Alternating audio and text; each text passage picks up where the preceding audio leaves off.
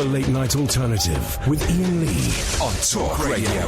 We have ways of making you talk. Well, I'm not the kind to kiss and tell, but I've been seen with fire up. I've never been with anything less than a 9. So fine, I've been on fire with Sally Field, gone past with a girl named Bo, but somehow they just don't end up as mine.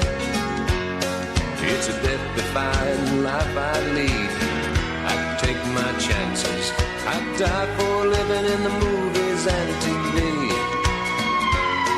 But the hardest thing I ever do is watch my leading ladies kiss some other guy while I'm bandaging my knee. I might fall from a tall building, I might roll a brand new car, 'cause I'm the unknown stuntman that made Redford such a star.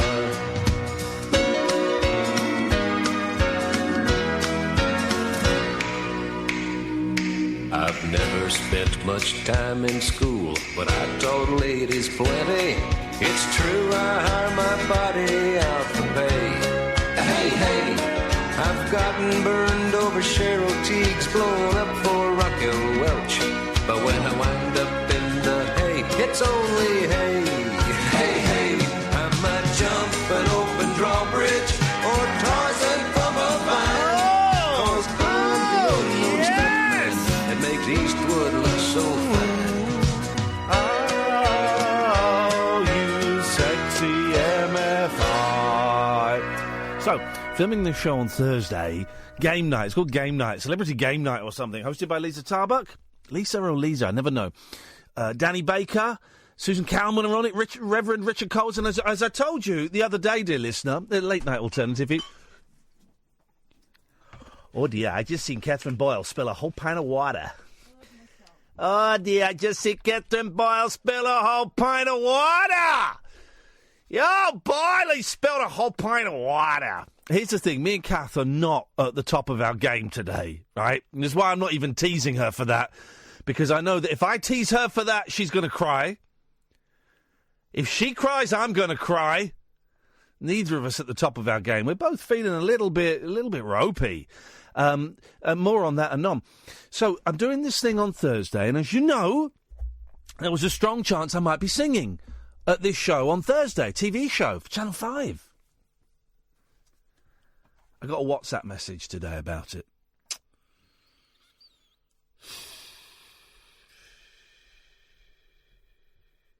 Hello, Ian. Just as a heads up, we might ask you to sing a second song with the band as well on Thursday, just in case you want to prep that as well. Hope that's okay. I replied, oh, mate, this is the best day of my life, thank you. Now, you think the first song that I've not told you what it is awesome. Kath knows what the songs are now. The first one is awesome. The second one, oh, yeah! And I know the words to the first one. I know it inside out, upside down, boy, you turn me. That's not a clue. I know it every which way but loose. The second one, I know it, but I don't really know the words. And, you know, Kath said, well, you're going to learn the words. No. I've got a vague idea of where the story goes in the song, and I'm going to do that to the best of my abilities. But I'm not going to spend time learning words for a song, for a performance. I mean, you say the best of your abilities. Not really, because you're not going to learn the song. Well, no, the best of my current abilities that don't involve any extra work. I've just been told as well, though, literally as I was coming in here, it's 18s only, so the niece and nephew can't come, which is bullshit. So me and Kath, neither of us are at the top of our game. I wrote a blog today about, because they're coming off these antidepressants. It's day 13. I am insane in the membrane, insane in the brain. Honestly, if you want to read my blog, iainlee.com, look for the blog on there about coming off antidepressants. If you want to read it, it's long and it's rambling. I was going to do a video because I find it really hard at the moment to sit down and focus and write something. And I thought, well, no, I'll write something because I can make it a little bit more structured. And it's kind of bleak. I feel awful. You know, I was crying today. I was just crying today about loads of stuff. And it's primarily because I'm coming off these flipping pills. Antidepressants, man. I was so wound up today. I started to... This is how nuts I am, man. I was hoovering. And I started to, as I was hoovering, buy into the conspiracy theory that the big pharma companies, as in pharmaceuticals, not as in the farmers, as in pharma company, the big pharmaceutical companies want us to take these antidepressants forever because that makes them loads of money. I was feeling so ill and so confused and so paranoid and so anxious. I didn't use that word, I think, in the blog. Anxious, anxiety. I really. And I was thinking, I think like ICI and Dulux and Pfizer and all these Pfizer, that they're doing this deliberately. That they are. I was getting the paranoid. I think they're doing this deliberately. They have made these drugs so difficult to come off that because then because I was going to take one. I was going to take a full strength one just to. I thought, no, come on, man. Let's go with this, just for today. This too shall pass. But those damned pharmaceutical companies are doing this so that I take them forever. That's what I was thinking. And I was thinking, that makes sense. I'm not sure that's not true. What the heck? You know. So you want to read the blog, go and read the blog. It's bleak. I use the S word. I use the C word. I think I use most of the words. It's quite rambly. I wrote it just as it was coming out of my head, so it's quite rambly. So that's where I am. Kath, you're not feeling great. You got a bit of a cold, bit run down? Yeah. A little bit clumsy. Oh, just not my day today. It's not her day. It's not my day. Dear listener, maybe it's your day. Perhaps it's your day. 0344. By the way, we're not going to turn in a substandard show. We're going to work 4 times as hard to make the show just as good as it normally would be on an average day. You work those sums out. 0344 499 1000 is the telephone number. I'll take guesses as to what the songs are I'm going to sing. Great songs. Great songs. Classics. Pop and rock classics, I would say. 2 of the biggest songs ever, I would say. 0344 499 1000. And by the way, can we just... I hate that, Martin, I'm going to come to you in a second. I hate this really lazy thing. Do you know how I could get loads of calls tonight? I hate cyclists. Aren't cyclists tossers? They're dangerous. Those that die, they brought it on themselves. They break the laws. They're awful. They jump through lights. We should get registration for them. They should pay insurance and road tax. Road tax doesn't exist! Doesn't exist! It's so lazy, man, coming on and just slagging off the cyclists. Here's the thing, right? I'm a pedestrian. I'm a driver. I'm a passenger. Very, very, very infrequently. Like, literally in the last 2 years, once. But I plan to do it more. I'm a cyclist. I do all of these things, right? You're a motorcyclist as well. I'm a motorcyclist. I'm a man. And, you know, here's the thing. Of course I see bad cyclists. Of course I do. I see cyclists go through red lights and do you know what? Maybe against the law. I can't encourage people to break the law. But do you know what? If there is nothing else around... good luck to them. I can't encourage people to break the law, obviously, putting my Ofcom secure hat on, but there's no one else around, and it's obvious there's no one else around. What? So they get like a 15-second head start on me in my car? Who cares? Who cares? As long as they're not dashing at pedestrians and, you know, they're not cutting in front of cars. Who cares? Here's the thing. I see more bad car drivers than I see bad cyclists. I see more cars than I see cyclists. So if you see a cyclist doing something in inverted commas bad, you're going to notice it. But I see good and bad. I see more drivers on their phones, reading, texting, watching TV on their. I see that.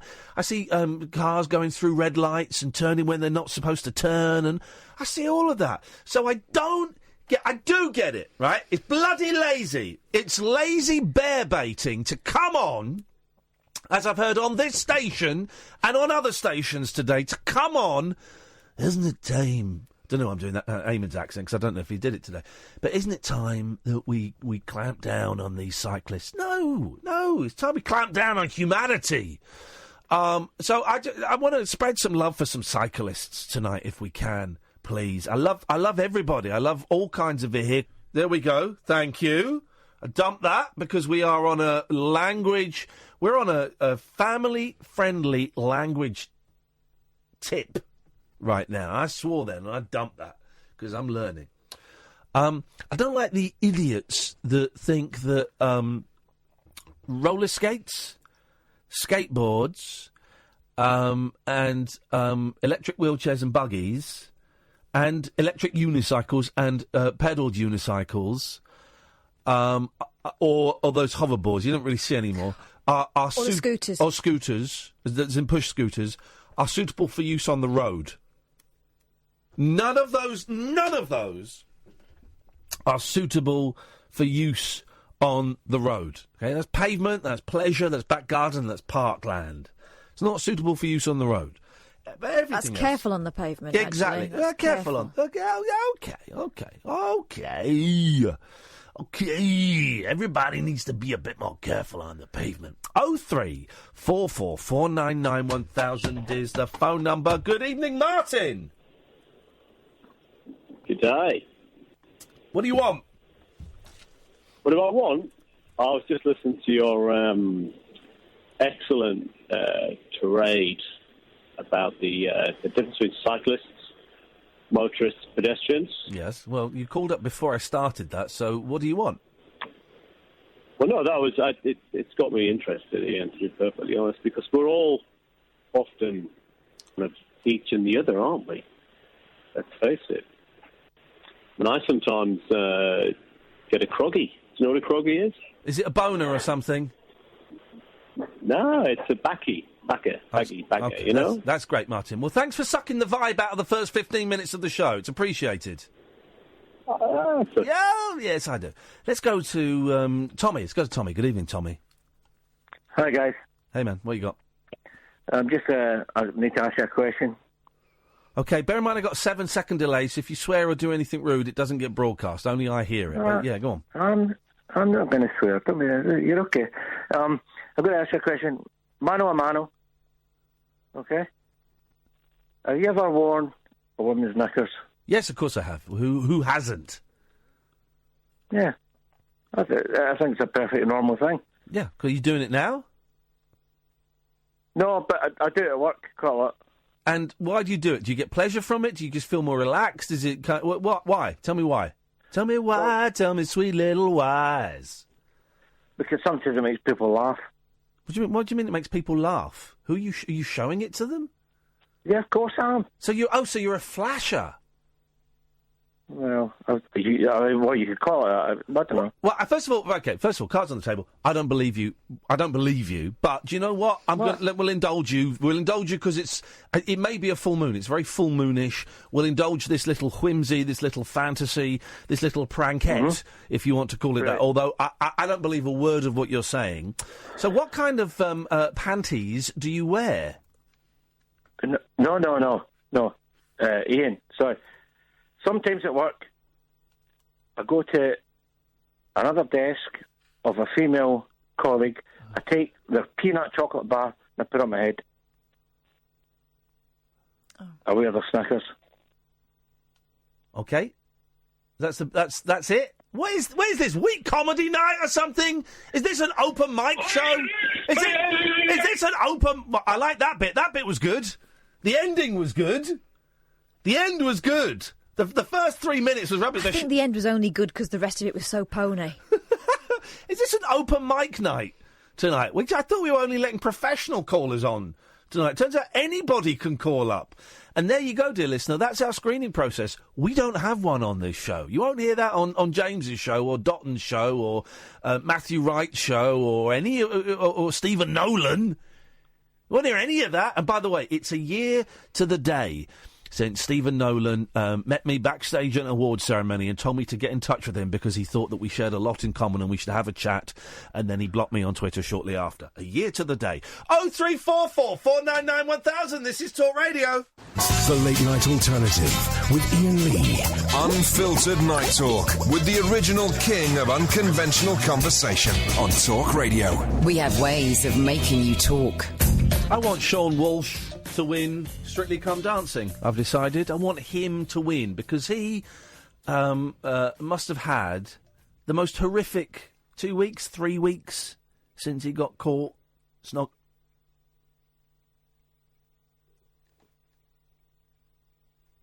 What's that? Is it me? Is it my microphone again?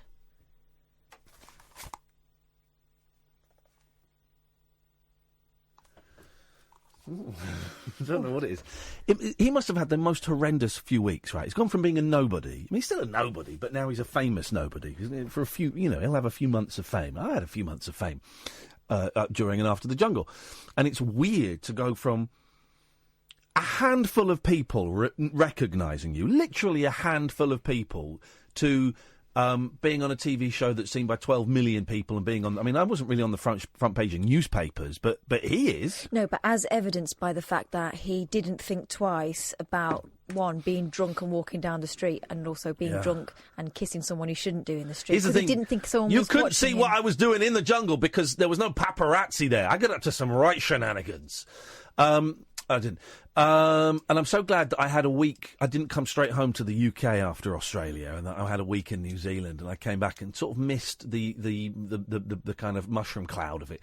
But I want him to win. I've not seen it. He keeps getting through, which makes me think he must be a decent mover. He's a decent dancer, yeah. I want the dancer girl to do well and succeed out of this because it must be horrible for her. Imagine the vibe in her marital home.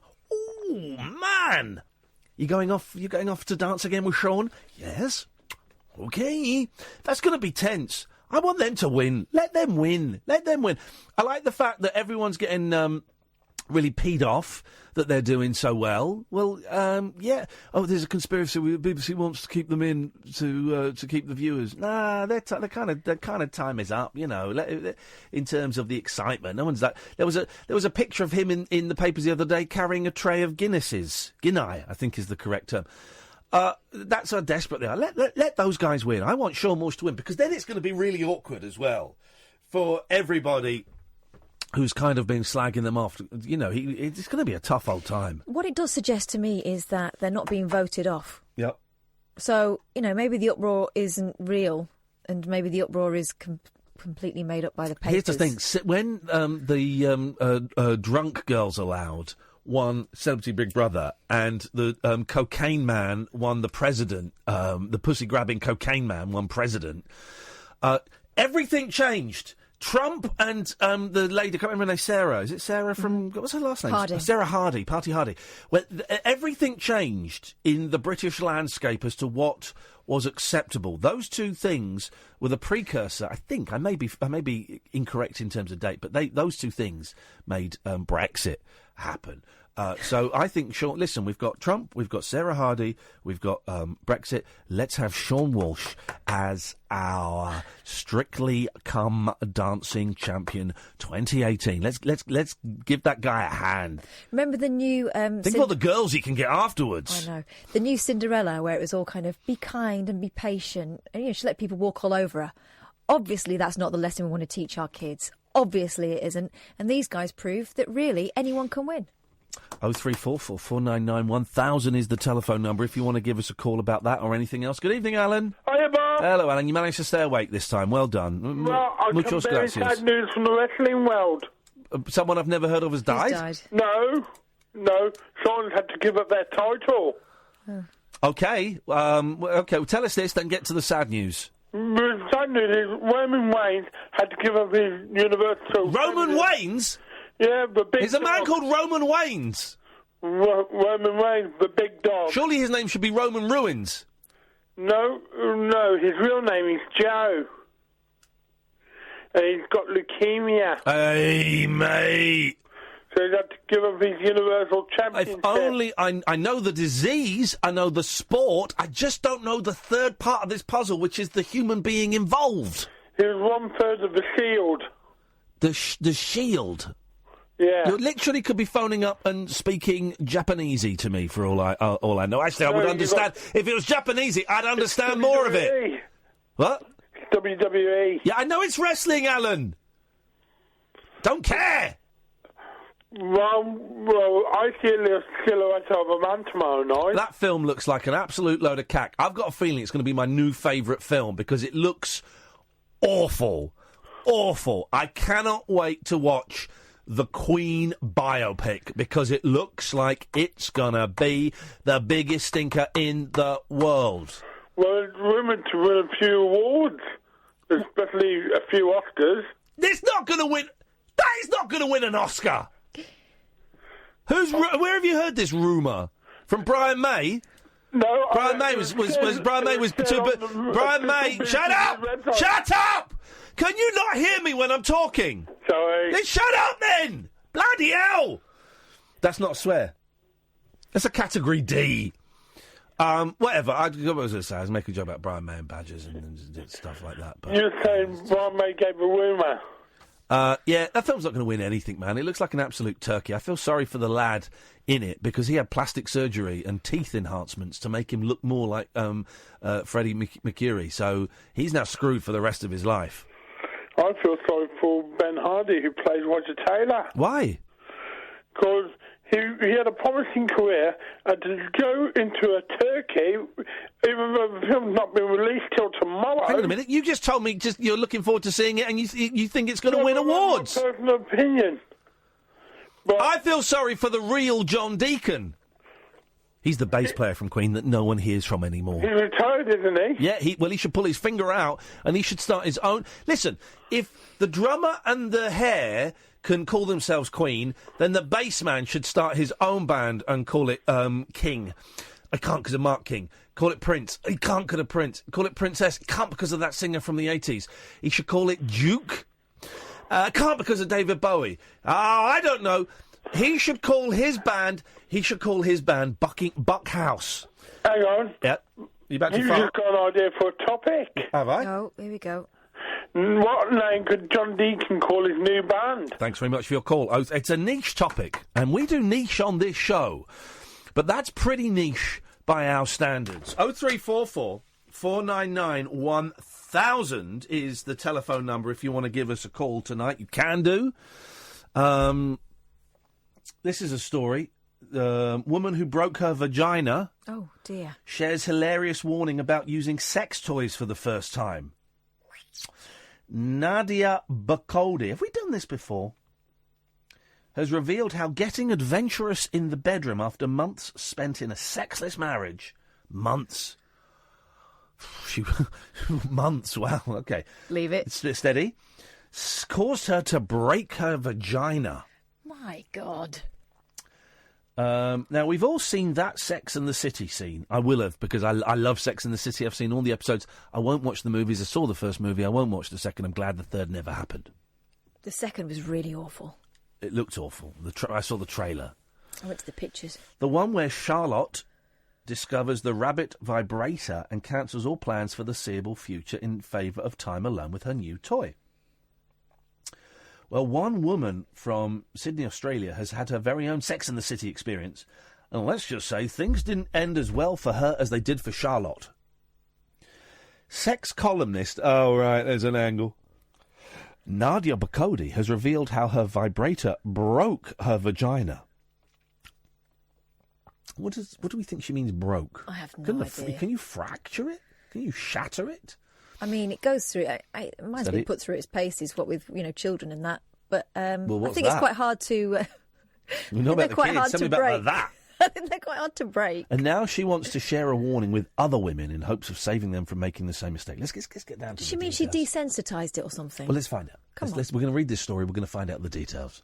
And if you're at home and you're just reaching into your bedside cabinet, just push that drawer shut, lay back, and let's just see where we get to, and then you can decide whether you want to pick it up or not. Okay. After getting divorced from her husband, Nadia was looking for a way to spice up her rather non-existent sex life. So she decided to buy her very first vibrator. It had been a long time since I'd had sex, the 34-year-old said, but I wasn't entirely ready to be... Hang on a minute, she's a sex journalist, sex columnist. Okay. I wasn't entirely ready to be intimate with someone new. So after some research online, I decided to purchase a vibrator. Oh, my God, where's she from? She's Australian. Obviously. But what research? So she goes online. Divorce, not had sex for a long time. What can I do? What's this vibrator? Okay, I'll get one. What do you mean? I'm sure there's a witch category for it. It was quite odd looking back that I was running a woman's website, providing women with sex-positive advice and information on using vibrators when I'd yet to try one myself. She ended up purchasing her... Get Nadia Bakodi, Twitter. Get her on. I want to make sure she's might be healed. busy. She might have healed up. How are we spelling Nadia? How do you think? How do you spell Nadia? With an IA or with a Y? How do people spell Nadia? IA? Correct. Okay, surname? Bakodi. B-U? Bakodi. B-A? You talking about fool? Bakodi. Bakodi. Bakodi. All right, we'll say it properly then. I'm saying. Cody with a K. Not in there. Cody with a K. All right. It's there. I can see her Twitter. Or maybe that's Instagram. Nope. Yep. Okay, find her on Instagram then. It's simple. You're being very demanding today. Yeah, not as demanding as Nadia Bakodi's V. Oh, God. She ended up purchasing her very own rabbit, and much like Charlotte York, she quickly fell in love with it. I became obsessed with using it in the ease and speed at which it allowed me to feel pleasure again after months in a sexless marriage. Okay. It was incredibly liberating and empowering to really take control of my sexuality in that way for the first time in my adult life. However, Nadia quickly learned that her new obsession came with a price, a rather painful and embarrassing one. Me fanny dropped off. No, she explained, after a couple of weeks of using my new adult plaything, I started experiencing some pelvic pain and was hobbling around the office. Oh, gosh. Not making the connection, I went to the doctor to find out what was wrong. When all her STD tests came back clear, it started to become obvious what exactly was causing the problem. The doctor started asking me some questions, and that's when I realised the pain had been the result of me overusing my vibrator. Oh, my God, that voice. But overusing my vibrator. It was equal parts embarrassing and hilarious. We might need subtitles for the listener. Nadia was forced to admit to her doctor that during the first week of owning the rabbit, she used it half a dozen times a day. Is that all? And on the highest power setting. Hi. Her doctor instructed she immediately have a break from any kind of sex toy use to allow herself to recover. It's hardly... Oh, there she is in her pants. Now she shares... It's hardly broken. Now she shares... I thought something, clicked and she had to glue it back. Or it dropped and she had to push it back up. Oh, dear. Now she's sharing an important message with other women to prevent them from following in her footsteps. The main thing to keep in mind when trying something new is to start out slow. I learned the lesson the hard way, not to use the turbo setting on your first go, and not to get too carried away. Despite everything, Nadia's experience hasn't turned her off sex toys. In fact, she's since expanded her collection. Sex toys are a great way to explore new fantasies and sensations, both on your own and with a partner. And provided you buy from a reputable retailer like I did... What? Sorry, no, I didn't understand that, though. Provided you buy from a reputable retailer like I did, you're really safe, she said. And there's a picture of her in her pants cuddling a big teddy bear. There. Yeah. 0344 499 1000. This is Talk Radio. The Late Night Alternative with Iain Lee on Talk Radio. 0344 499 1000. Is it a full moon tonight? It was full moonish yesterday, and it's full moonish today. Can you have full moon? You can't have a full moon 2 nights in a row, can you? Sorry, what? A full moon 2 nights in a row, can you? I don't think you can. But it's half term and it's full moonish, so it could be a strange old show. It was certainly a strange one last night. Suspect we're going to get a few pranksters tonight, which I'm fine with. Just don't swear. Don't be libelous. It's tomorrow, apparently, the Hunter's Moon. OK, all right then. Well, what about the full moon? It's as full as you can get. OK.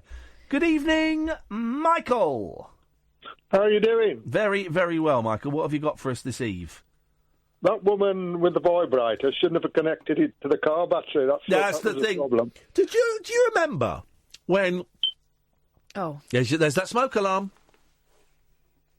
No. Could be. Do you remember when you used to be able to connect black and white televisions up to the car battery? Do you remember that? Well, they do in caravans now, don't they? Well, no, but I imagine in caravans now you got plug sockets, you got your Wi-Fi, you got your doodah, you got everything, you got your vibrator, you got everything. Yeah, but I remember going on holiday in the 70s, and the starter motor went in the car, as it did in the 70s a lot. And so my dad opened the bonnet of the car and connected the black and white telly. There it is again, and we watched the telly. Yeah, it must be after my clock ticking. No, I've heard it now. Definitely. I think I've got a cricket in the house. Okay, okay, well, that must be it, Michael. So what have you got from us apart from that? No, I've just been listening to it. I thought I'd pass a comment on what happened. Better to pass a comment than to pass a win. Ever used, and bear in mind we might have young ears listening, so, ever used, mechanicals or dressing up in the bedroom to give it a little bit more oomph? No, I never needed that, mate. I still swing on the chandeliers. That's the best one. Oh, the old chandelier swinging. But did you say you never needed it? It just adds a little bit of spice. Yeah, I suppose so. Go and buy yourself a leather glove. A bit old for it now, mate. Go and buy yourself... Are you left or right-handed, Michael? What? Are you left or right-handed? You mean they call it the widow or something, don't they? I went to the doctors not so long ago. Oh, God. And I suffer with... I've got something... I can't think what it was. Anyway, he told me to go and have a... Yes. Use my hand. Yes. And I says, no. I says, I'll pay a couple of quid, I'll get a woman in. Oh, no, can't do that. Hang on a minute.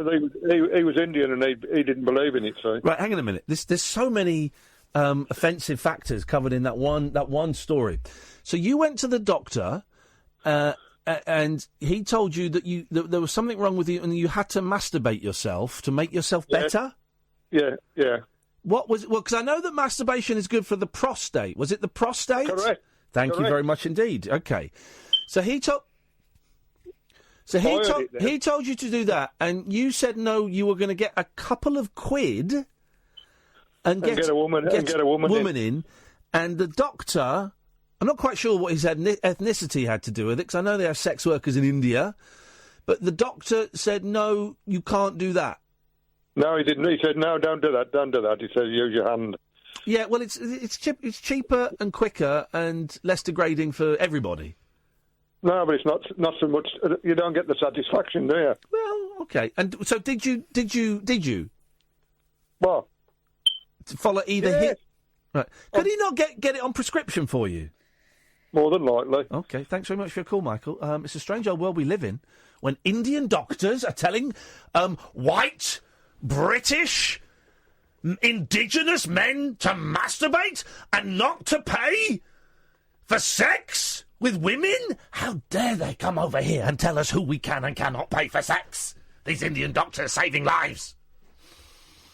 Martin's back. Martin was our first caller, and 35 minutes later he's called back in. I'm not quite sure why, but he's here. Good evening, Martin. Good evening. Can you hear me? Yes, I can, Martin. What would you like to say this time? I would just like to say it's a disgrace, isn't it, really? Why are you doing a voice? I'm not doing a voice. This is my real voice. So you were doing a voice in your previous call? Yes. I mean, Do you know what? It's a quiet night on the phones, Kath. I've got nothing better. We might as well find out what this idiot wants. Well, OK. My head be it. Go on, then. What's a disgrace, Martin? The disgrace is that people are coming over here and telling us how to interact with ourselves. Here's the thing, right? This is what you did last time, and what you've done this time is you phoned up before something has been said, and then just spoken about the thing that was said while you were waiting on the phone, which implies to me you're lonely, Martin. You're lonely, and I get it, man. I'm lonely. I just want a hug. I want a hug from you later on, Catherine Boyle, if you don't mind. A consensual one. I'd quite like to do that. Thank you. Does Boyle hug? Does Boyle hug? My best friend hugs me, yes, when I'm feeling low. But here's the thing, man. You're obviously lonely. I'm just nervous. Where are you? Because you're somewhere noisy. You phoned twice without any content, and that says to me you just want to communicate. You want to be acknowledged. I've always wanted to speak to you. Okay. Well, we've spoken before. Yeah. Yep. I'm in Luxembourg. Well, okay, right. So what's going on in your life? Commuting. Did you phone James Whale earlier on as well? Yes. We're talking about accents. Right. Okay. Well, Martin, listen, if you're not going to communicate with me, I've got nowhere I'm trying to touch your soul. I will communicate with you. Of course I'll communicate with you. Well, then start speaking properly. Speak properly. Right. Speak in your own voice. Come on, man. Shake it out. Shake it out. Relax. Shaking it out, dude. Okay. Good. So what's going on in your life, Martin? What is this all about? Come on. I just thought I'd phone. I'm doing a lot of commuting at the minute between Paris and Luxembourg. I'm just a bit bored. Here we go. Now we're getting somewhere. Now we're getting some reality.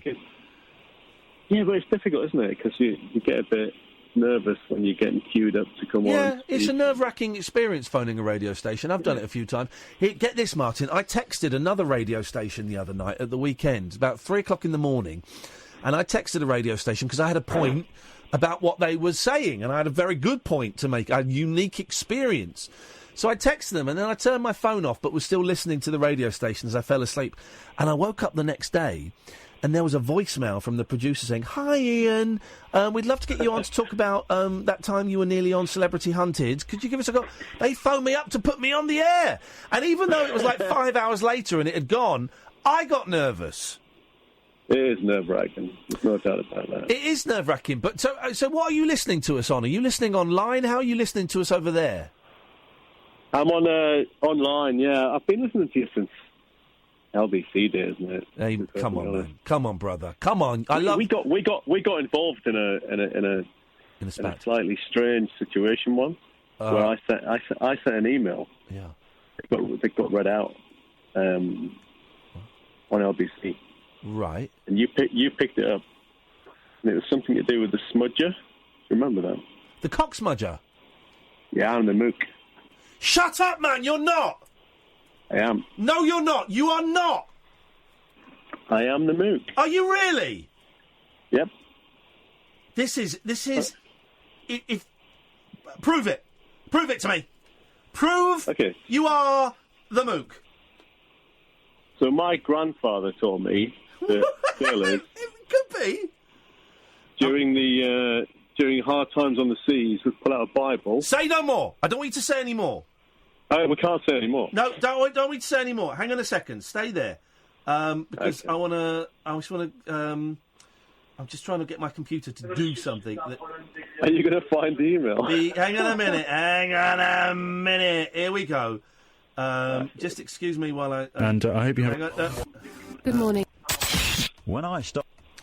Hang on. Hang on. I'm going through a whole... Tell us the story. Hang on. Carl, thanks very much. Tony. Why do we always... I'm going through a whole show here. Andrew Clover. Here we go. Right. We're talking about these things, and I love this one. And I can't help you with this one, Mook. He sent in a word which is cocksmudger. Please would you check the origin? My grandfather say it goes back to old sailors carrying a small Bible with them, and when annoyed... They would, with God, they would peel back the page and rub the tip of the penis against the holy words, smudging the words with the cock. There we go. That was Anna Rayburn on LBC about 13 years ago.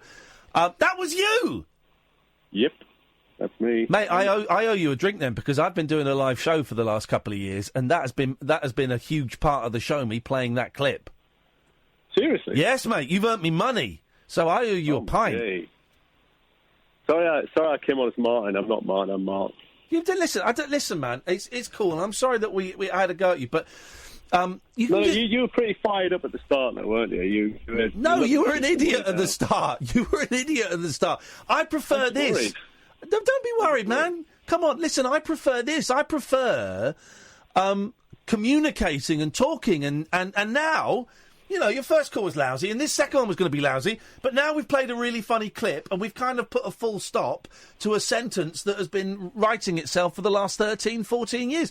This is amazing, Mark. Well, the thing is, about 2 days after that email went live, I was on my way to the gym when I heard you playing it out at drive time, and I nearly crashed my car, seriously. I just thought I was sitting at home, working from home, and she was talking about stuff like, where do we get these phrases from? Up the wooden stair, and where do we get these things from? And I just thought, I'm just going to send an email to the board.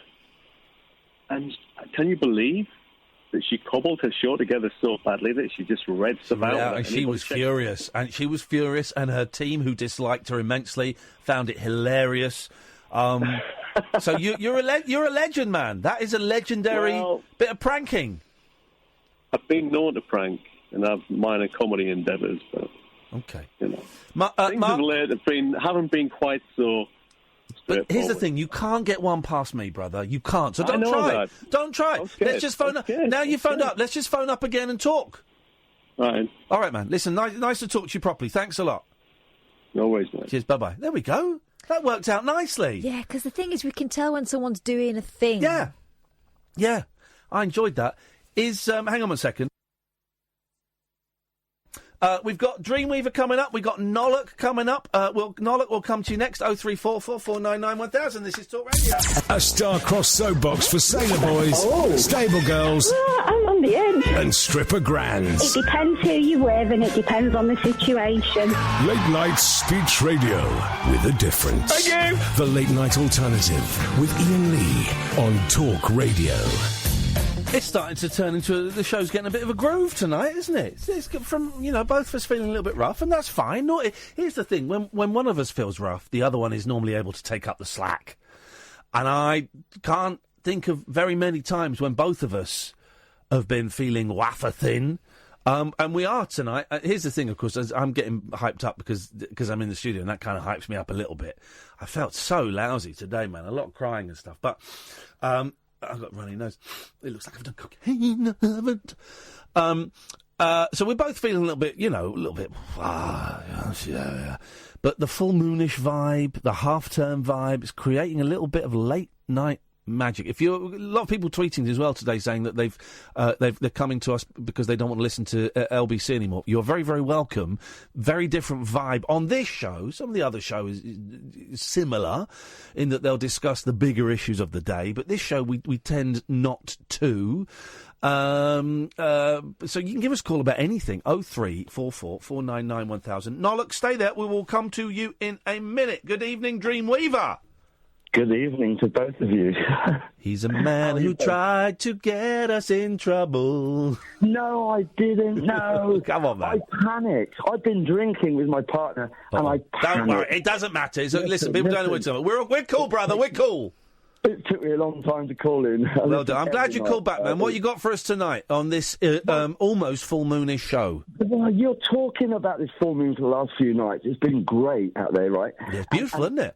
And it's affecting us greatly, Yeah. I don't have a computer, I don't have internet, so I can't look up when the full moon is, exactly what time it is. We think it's tomorrow, is it, Catherine? It's a hunter's moon tomorrow. A hunter's moon. Big and low. And it's very, very low, isn't it? Yes. It appears like 25% or something closer to us. Oh, it looks stunning, man. Driving in and driving home. It's beautiful. I remember the first one I ever saw, I thought it was a big placard or something. Someone had stuck something by the side of the road. It was huge. Low, man. Low moon.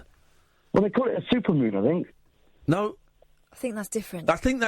Yes. Catherine thinks that's different, and I agree with her. Oh, because supermoon just appears 25% closer. If only you had the internet, Dreamweaver, you could look it up, man. I have to go what I learned from when I lived in Glastonbury. Well, I bet you learnt how to roll a fat one. I took lots of medicines to unleash the awful truth. There we go. So the full moon is very powerful, and it's affecting so many people around me at the moment, including myself. So it means that we move forward on a full moon as well. And I garden with the moon, so I sort of... Hang on. There are several things here, right? What do you mean you move forward with the moon? What does that mean? Well, you learn... With astrology, I don't study astrology, but I learn little bits. And if you find out what moon sign you are, I'm a moon sign Leo, which is quite fiery. So when the moon sign comes up, this moon will be under a moon sign, so one of the astrological signs. And then what you do is you then read up about that, and it can affect you in certain ways. So you can get on the internet. Hang on, you haven't got the internet. What, are you going to a library or something? Yeah, I do occasionally, but people print it off for me because I'm well known in the town. And I bet you are. And you garden by moonlight. They stole my moon chart from me. Oh God! You garden by moonlight. Yeah, in tune with the moon, yeah. So what, you garden at night time? No, you can do. George Harrison used to garden at night time, yeah. You're into crystals as well, and Kath, aren't you both? No, I was about 28 years ago, and then I realised it was dumb. No, you're not. You need to energise them in the full moon as well. That was my problem. That was my fault. I didn't charge them up. Well, I need to know what's good for you. Like tourmaline is fantastic to have around electrical equipment and all this. It's like a jet black stuff with ribs in it. It's beautiful. Oh, they're beautiful. They're beautiful, but I do not believe that they possess magical powers. No. Maybe it's letting go of thinking about it. That's when it gets you. Wow, that must be heavy because I don't understand what it means. Well, you feel it. I mean, you do meditation. I heard you say the other night. I do meditate. I haven't meditated for a while properly, but yeah, I do meditate, yeah. But that's not magic. That's just like psychology. It's just brain relaxing. But it is, but so many people don't do it. Well, so people should. My boys know how to meditate. My youngest is quite often... He will quite often just go into the pose. He'll do it in the swimming pool, go into the pose. And they kind of know basic... I think my brother-in-law actually meditated with them when they were really young. So they know about that. They know about that vibe. And they should... Some schools do teach that, don't they? My kids' school do. Do they? Which one? Hang on a minute. Big uns or little ones? Little. They do mindfulness? Well, my daughter just said it was meditation. So what do they do? They sit quietly. Right. Their legs crossed. Hang on a minute. And their hands... turned upwards in their on pose. Wow! Oh, mate, you've got to get a picture of that. I have got a picture of that. Of all of them? I want to see... all of them. I've got my youngest showing me. That's really good. I genuinely think if they just did like 15 minutes of that twice a week, right? From the age... Well, how young is it? It was about 6, 7? She's 7, but she was probably doing, I reckon, 6. If they 15 minutes of that twice a week. Yoga as well. Oh, man. The world would be such a more chilled out...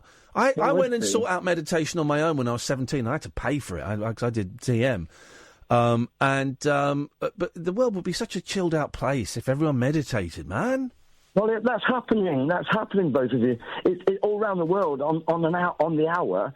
It's actually, there's a big meditation going on all around the world, and people can just join in with that and find out about it. But it's a big connection. It's a group meditation. Okay, I'm into that. What do they call it? Transcendental meditation can emancipate the man and leave you feeling grand. That's a song. That's a real song by the Beach Boys. Gosh, Beach Boys did loads of songs about TM. You've got me into the a cappella stuff and all of this. Oh. You've got some amazing sounds. Dude. My mind is opening up with both your music. You know it. It's like you inspire me to actually come up with different voices, and you both inspire me to sing a bit more. So do it. Sing now. Sing now. No. Do it. No. Dreamweaver. That's what you want to be doing.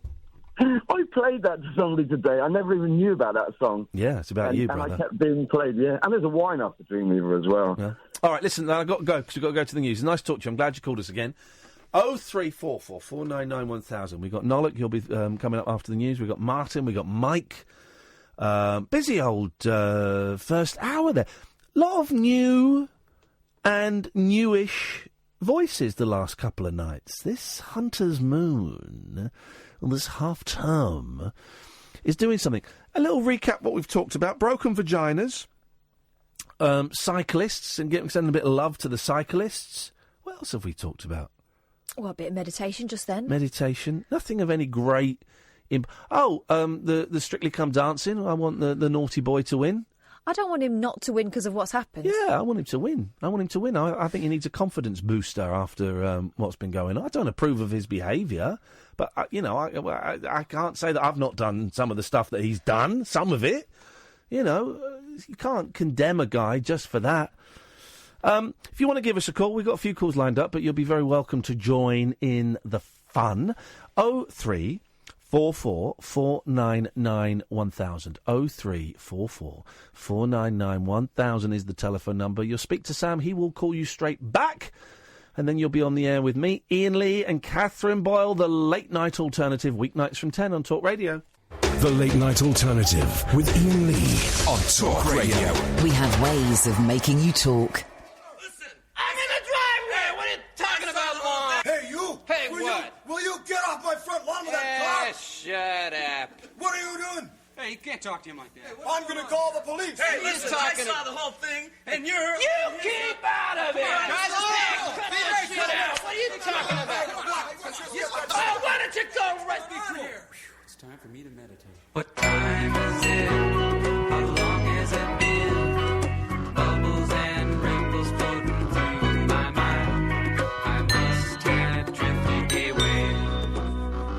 Since I sat down, where have I been? The mantra must have took me away. It must have took me away. Maharishi gave it to me, and I wonder if it's ever free. You wonder what? Sometimes it goes real fast, and other times it goes real slow. Any way you do it, well, it's bound to work, I know. 2, 3, 4.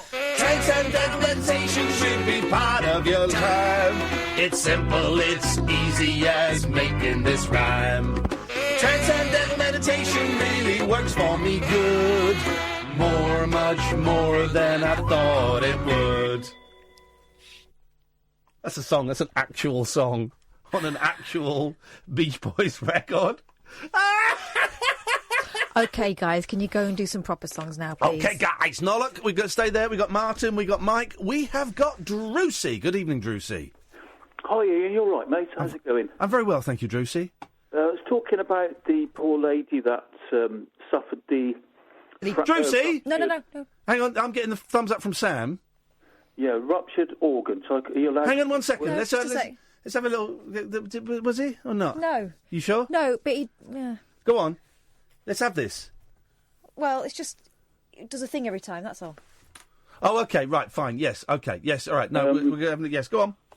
I'm there. I'm cool. Same thing happened to me when I used this, I suppose it's a stimulating aid. Okay. To call it, or actually it's a roast dinner, but I got a birthday in this, mate. Okay, well I'm fortunate to hear that, Drusy. I would say just kind of work. The first couple were great. Well, the first one was okay because we weren't expecting it. Now it's no. The first one was funny. Nah. The first you're just an MOC. Sorry, what? An MOC. What's that? I'm going to let you work it out. A miserable old. Yes. The first one was funny. I enjoyed the second one. They've all gone downhill since then. Let's try Mike. Good evening, Mike. Hello, are we all right? Yeah, you better get off speakerphone right now, boy! I'm in my car. I'll pull over if you want. Yes, you will. Thank you very much. We'll come to you in a second. Come on, he knows the rules. This is Mike Marshall. He knows the rules. Let's go to Martin. Good evening, Martin. Good evening, Iain and Katherine. I just want to bring a bit of joy and happiness to a country wrecked by a Brexit apocalypse. Is Sorry, this... what, an apocalypse? Yeah, you know, like the zombie, The Walking Dead. That word I can't say. Apocalypse. That's it. Yeah. Is it, are you a record? Are you on a gramophone? No, I'm just. Okay. Here we go.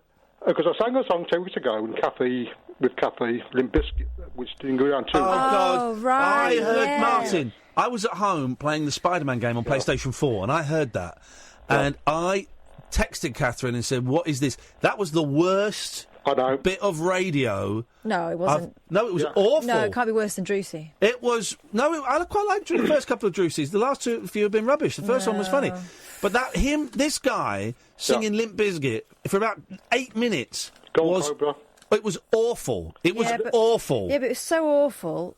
It was a moment. No, it was terrible. There were swear words in it. Well, Ian, right, it got worse than that. Because I got booed off the stage last week in the City Centre. Good. Peaky Blinders, because I sang a tribute to Ken from Newcastle called God is Dead from Black Sabbath. Good, I'm glad you got booed off. I think if people... Listen, I'm all for embracing and encouraging talent, but if the talent isn't there, if you're awful, then you should be told you're awful. So I want to try and make, a good thing tonight by tackling a different track.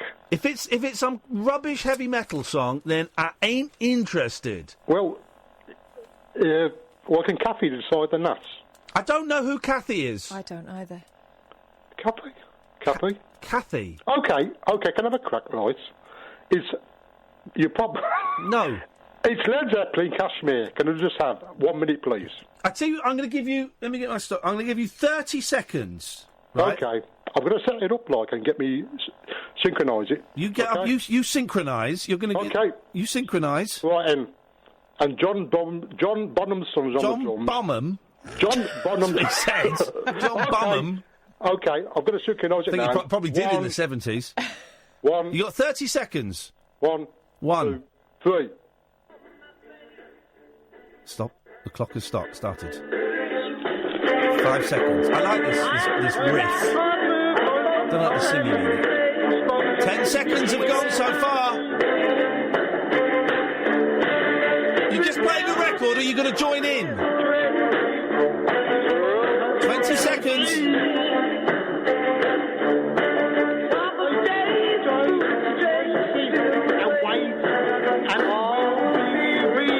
Time's up. That was awful. He wasn't synced up. He was singing. He was half a beat behind, and he sounded like Frank Sidebottom. You're just jealous because it's talent I've found. Oh, man alive. The talent you found. No, you didn't find it. Kathy found it. Let's hope Mike... I'm looking forward to the apocalypse. That's what I'm calling the concert I'm going to put on. The apocalypse. Little Mix, JLS, and that guy from Birmingham. Mike Marshall, please tell me you're holding the telephone with your hands. I am holding the telephone with my hands. Thank you, Marshall Mathers. What have you got for us? I've never heard that before, Marshall Mathers. I've been to see Mandy this evening, starring Nicolas Cage, the world's greatest actor. Oh, no, don't tell us anything about it, because me and Kath have got free tickets to go and see it at some point. It's a very limited release, isn't it? When you say some point, that sounds very open-ended. Yes, mate, because I happen to be really good friends with one of the people from the PR team, Kate, who is listening now. Good evening, Kate, who's got the coolest surname in the world, which I'm not going to say. I'm not going to reveal her identity, but she's got a cool... I'm going to write down the surname for Kathy. There we go. That is a cool surname. Oh, are you? Isn't it? And Kate has... It really is. Kate has said that we can go and see it at any of the screenings that we want, and there's some in November, and so we're going to see it. So don't give me any of this...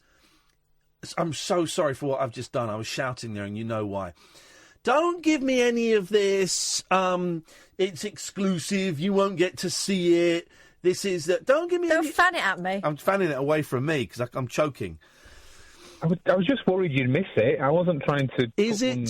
So it's a horror film starring the one, the only star of Raising Arizona, Nicolas Cage. And I've got to tell you, I really can't stand Nicolas Cage. Or horror films. No, I quite like horror films. You don't. Oh, Mike's remembering bits from it. Look, and that's how scary it is. Wrong. My second point was Nicolas Cage is the world's greatest actor. He's brilliant. No. He's brilliant. He's a talent. He comes, as many people know, he comes from Britain.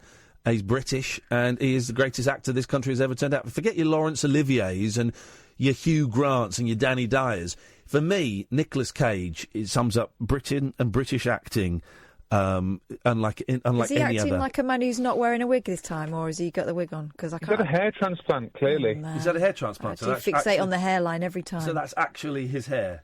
God.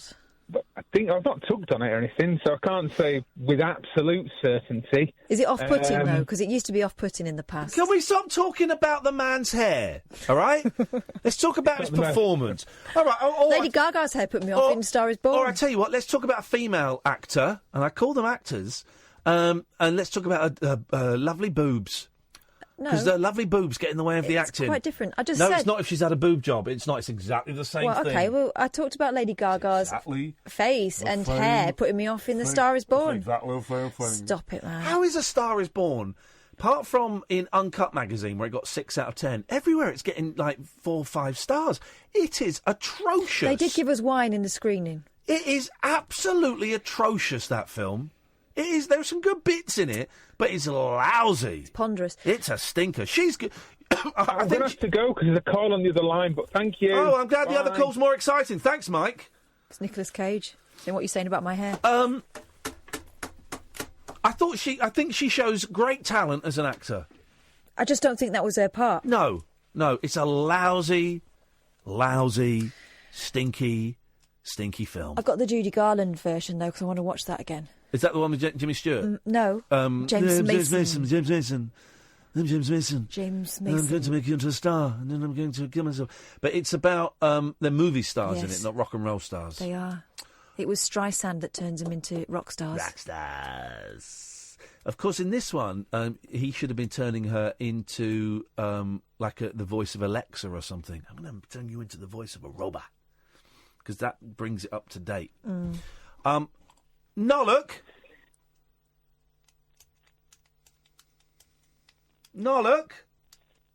Okay. Hello? Yeah, after the way you spoke to my kids on Friday, mate, you're never coming on this show ever again, okay? Thanks very much for your call. Put a warning by his name, please, and never let him come on the show ever again. He was very, very rude to my beautiful children, and not even in a joking way, in a thoroughly unpleasant way. And you think you can come on my show and play with my football in my garden after the way you spoke to the purest people in my life? Not a chance, buddy. Don't work like that. 03! You just scuppered yourself forever. 0344 499 1000 is the telephone number. This is the Late Night Alternative on Talk Radio. Closing time conversation for tax inspectors, taxi drivers, and taxidermists. Great big talk for the wee small hours. You've been trolling me big time, mate. The Late Night Alternative with Iain Lee on Talk Radio. Happy 20th birthday. Hit Me Baby One More Time by Britney Spears. One of the greatest pop songs of all time. I think that's indisputable. Watershed moment. It was a great moment. I remember where I was. First time I heard it, first time I saw the video, I was at home and I was watching the TV. And it was a groundbreaking moment. Probably going live or something. Would have been going live. What was the Saturday morning? 8:15 to Manchester. No, that was much earlier. That was much earlier. It's probably going live. And I'd like to say, Brittany, if you're listening, thank you. I'm glad you made it out the other side. You know, although the video of you taking acid and talking about time travel, actually, I found fascinating. I think we share a lot of the same philosophies and ideas about time travel. And I wonder if you also think those things when you're not high on a psychedelic hallucinogen. Because I think those things when I'm clear-headed about the time travel. And Brittany, from my point of view, don't know anything about acid, but I do love a fluffy pen. So thanks.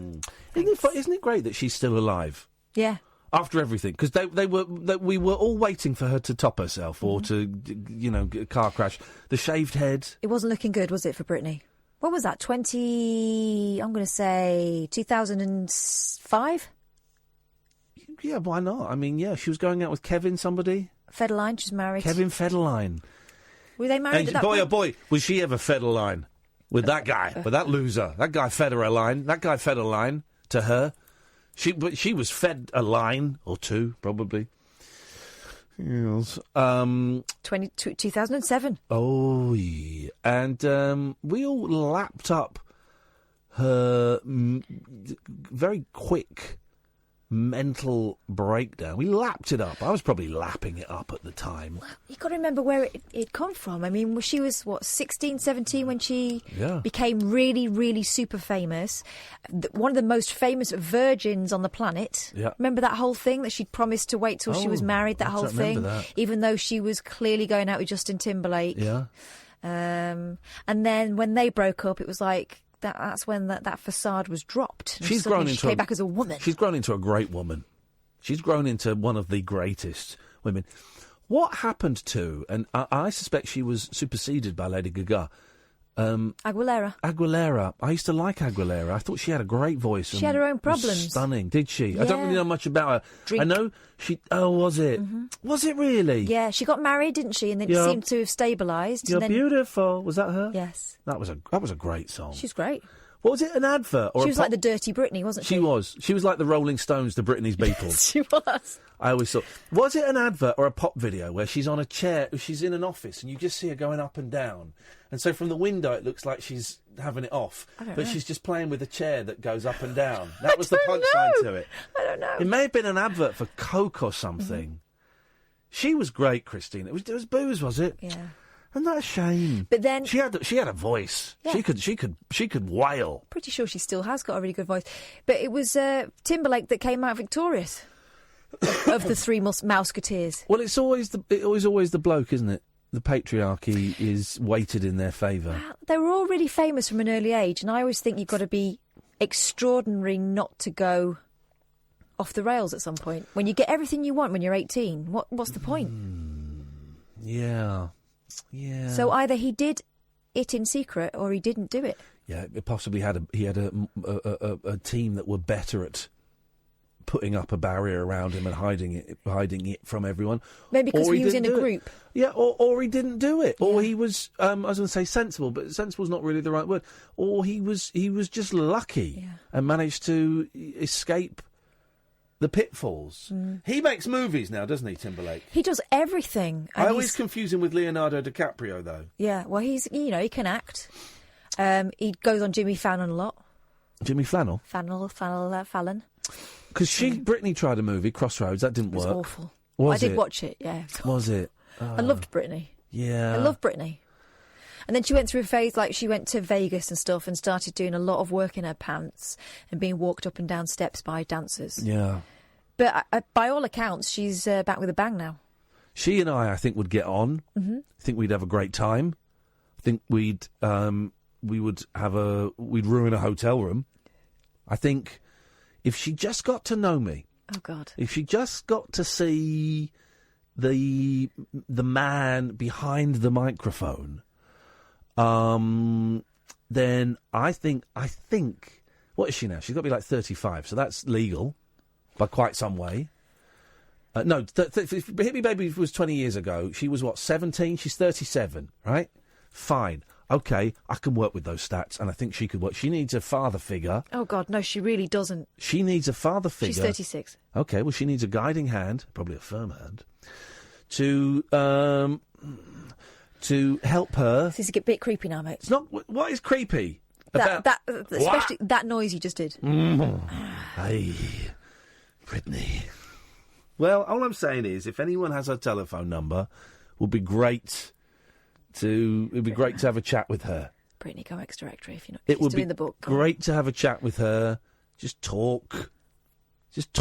See what happens. See where it goes. If that spark is there, why would you deny that spark? You can't do. I don't normally do this. I'm going to make a viral video. Okay, so start the clock at 11:22 and 8 seconds. Can I just remind you? Yeah. It's 2018. Yeah. Okay, fine. And that's don't embarrass yourself. I'm going to do a sensitive viral video. 11:22 and 8 seconds on the Late Night Alternative on Talk Radio. Brittany, you probably are aware of me. You probably, I imagine, were a huge fan of the 11 o'clock show. I'm Ian. It was the brains behind that. I discovered Gervais and Sasha and all those other losers. You more than likely voted for me in the I'm a Celebrity Show 2018 when I came third. Should have come second. It was 0.01% between me and Thingy Bob. All I'm saying is, Britney Spears, give me a chance. I think that you and I could have a great time together intellectually talking about books and about time travel and philosophy and music. And then if things went well, if we connected on an intellectual level, then I'd like to try and connect with you spiritually. So we got the spiritual, we got the brain, all the chakras are aligning, Brittany. We got the brain chakra, we've got the heart chakra, and then I would like to see if I could get the willy chakra. Wow, right. Brittany, this is my best friend, but please, from the bottom of my heart, he's a mess. Give him a swerve. Brittany, my telephone number is 0344 Really? 499 1000. I'm on the Talk Radio weeknights from 10, and it would be very, very easy for me to get rid of that.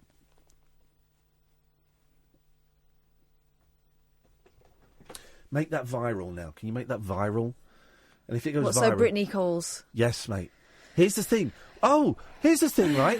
A fella made a video once about Celine Dion, and she saw it, and she invited him to her show. Yeah, she's a big softie. So stuff like that happens. Dreams can come true. Dreams can come true. I think you might have blown it with the mention of the willy, but... Well, I think that cheeky little side is what's going to make her go, oh, this guy's great. Who's this guy? Who is this guy? Who's this guy? Hey, come and have a look at this. I mean, who is this guy? I mean, I shouldn't, but I've been watching it on repeat all day, and can we cancel tonight's concert? I just can't focus. This guy's great. God bless. It's good to have dreams, isn't it? I think I want to make love to him. No. After we've connected mentally and spiritually. You're such an idiot. Well, here's the thing. You can be my best man at the wedding to Britney Spears. Okay, because that's going to happen. I tell you who I hate. Is it Al Pacino? I hate people. I hate people. The miserable, soulless scum of the earth. By the way, 0344 499 1000. That hate Halloween. Oh, yeah. I hate Halloween. It's not even an English thing. Yes, it is. Actually, if you go back far enough. I know what they mean when they say that. They mean the commercialisation and the trick-or-treat. Okay. The fun part. The fun part. But I was talking to someone about this the other day, and I was like, what? I don't like Halloween. What don't you like? People knocking at my door. Okay, well, there are ways to have people not... to get most people not to knock on your door. Leave the porch light off and don't have any Halloween decorations Yeah, don't put a pumpkin out. Because our rules, when I take the kids trick-or-treating... If the porch lights are on and there's a pumpkin out, that's worth a knock. Yeah, that's the universal sign, That's actually. worth a knock. And quite often, some houses will have the lights off. Oh, fine, we don't go there. Some houses, and this is great as well, because it's sort of getting involved but not getting involved, they'll leave a big bucket of sweets out there and they just a sign saying, grab a handful. Yeah. And that's it. And as long as people stick to it, kids have got tiny hands. You grab a handful of refreshers and drumsticks and chupa chups, you put them in there. And that's great as well, because the kids love it. And here's the thing, I was taking the boys to get their hair cut, right? And so we're talking about it, and I'm going, this is great. It's the greatest thing, and I love it, and it's only in the last few years it's become a thing. That was it. The guy had been living in Mexico, and he was surprised. He's from here, but he'd been living in Mexico, and he was surprised at how... He said, is Halloween big over here now? I said, oh, yeah, it is. The last 4 or 5 years, it's really taken off and become a great thing, and it's fun, and I love it. And I probably won't get it this year, because I'm on a street, really quiet street, and also I'm out Saturday night and I'm out Wednesday night, which are the 2 times that you're likely to get it. But I love when I lived in Windsor, you get a knock on the door and you open it, and there's like some kids, his mums or dads stood at the top of the drive, and there's some kids with blood, and you go, oh my goodness! Oh, that is trick or treat. Oh, well, a treat. Hang on a second. Let's see if we've got anything. Yeah, here we go. Oh, man. What are you supposed to be? Who are you? Oh, this is incredible. What are you, 15? You're 8? Wow. I love all of that. Every time the door opens. Oh, my goodness. What is this? It's the most fun. I think this will be the first year I don't do it, right? And I always go with the girls. My mum and dad live round one corner. My in-laws live around another. Yeah. I've got friends in a couple of streets down. We only go to people's houses that we know. Yeah, that's fair enough. And I always dress up with the girls. So I've been Lily Munster. I've been... Oh, I saw the picture of that. That was a great one. I've been the Bride of Frankenstein with the tall wig. I've been a vampire with the big hood. Kids were quite scared of the hood and the cape. It's a belter. Yeah. And what else have I been? Oh, the one that really got my eldest when she was little was when I came downstairs dressed as the Wicked Queen from Snow White. Oh, it was great. They love it. But this year, my eldest said to me, Mum, I don't really want to come trick-or-treating with you this year. I want to go with my friends. Wow. And I went, OK, well, you're not doing it to humour me. You know I was doing it for you. It's fine. Oh, God. Yeah. And my other one, my youngest is going to a party, so I've got no one to go trick-or-treating with this year. I'll go trick-or-treating with you. Oh. The woman then there was another customer in there, Barbers. Woman, mum, with two daughters. And she said something, and I laughed along with it, and I'm thinking, what a horrible, horrible thing to say. Right? She went, well, sometime last year, we tricked the trick-or-treaters. Oh. I went, oh, really? What did you do? She said, well, we would take off the Chupa Chups, the round lollies, and we put Brussels sprouts on and wrap them up. And then she said in something else, she put a tomato inside it instead of a treat or something like that. And I was thinking, you miserable so-and-so. That's not it. So you got one over on a 5-year-old. Good one. You know, that's so... But also, it is mean, because if a kid goes, Chupa Chup, hum, and suddenly they've got a Brussels sprout in their mouth, that can mess them up. I remember I couldn't eat olives for 15 years, because the first olive I ever had I thought was a grape. Yeah, so you're I was expecting one thing. I was set for grape, and it was olive, and I was 15, and it was so upsetting that I couldn't have an olive for it was about 20 years. So I got with my wife, who was Greek, and then I had to be introduced and I still can't really stomach olives. So you can't do that to little kids. Do you know what? It's funny to do that sort of stuff to a grown-up. Yeah, not to kids. But not to a 5-6-year-old. Do you know what? They really just enjoy going... It's not even about getting loads of sweets. It's about being out in the dark with a torch. They get a bit spooked. Dressed up. Knocking on people's doors. Seeing the other troops going around. Yeah. Oh, I've got to stop you. Sorry. I've got a really important phone call. Good evening, Britney. Hi, Pierre. This is Ian Lee. Yes, it is Ian Lee. Is that Britney Spears?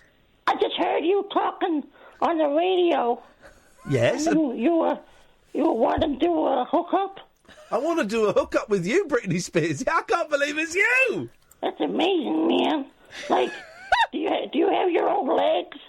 Sorry? Do you have your own legs? I do have my own legs, yes. And your eyes, are they your own? My eyes are my own, yes. The same eyes I was born with, yes. They're blue. Well, that's a start. Yeah, it certainly is. Well, Britney, I would love to connect with you, as I said, on a mental and a spiritual level. And then if that worked well, maybe 20 minutes later we could connect on a sexual level, on a dirty sexual level. I'd like to do all of those at once. Sort of like spiritual, mental, and physical, all at once. Like that tantric sex thing that Sting does. Yes. It's the Holy Trinity, isn't it? The mental, the physical, and the spiritual. And it really heightens... Oh, and now that I'm coming off my medicine, I can ejaculate. Oh, right, OK.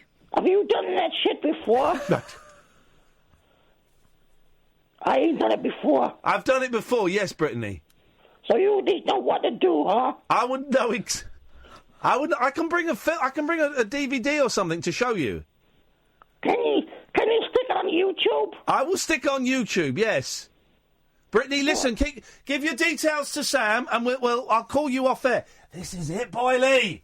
This is it. I don't know. Sounds more like Stevie Nicks. I'm gonna date a pop star. Experience the unconventional, the unpredictable, and the completely unorthodox. Exactly. With rule-free Ian Lee. The Late Night Alternative with Ian Lee. I've got no internet for the last 4 days. On Talk Radio. But just embrace Halloween. It's kids having fun. It's kids dressing. Oh, it's a horrible commercial Americanism. Well, yeah, there are aspects of that, but you can buy into it or not buy into it. You can get a big bucket of cheap sweets for like £4. cheapy, horrible, crappy sweets if you want for £4 that kids would still be happy with. Probably won't want to eat them, but you get a big bucket of that. Or you can spend a little bit more and buy something a little bit nicer, which I like to do. Get a load of drumsticks. Kids love drumsticks, right?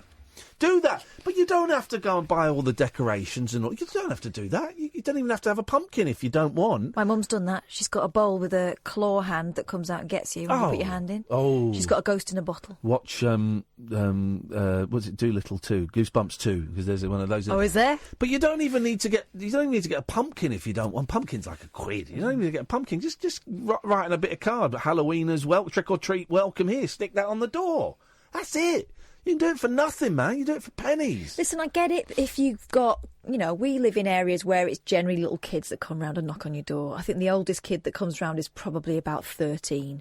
We don't tend to get kids banging on the door like you owe them money and it's just like big lads in hoodies. We don't get that. I get it if it's frightening for you because it's that going on in your area. Yeah. But don't be mean if it isn't. I don't even get that. When people knocking on the door, get over it. Get a life, get over it. Get a life, get over it. Come on, man. There's so much misery in this world at the moment. You don't want some kids knocking on the door, getting some sweets. What do you want, caller?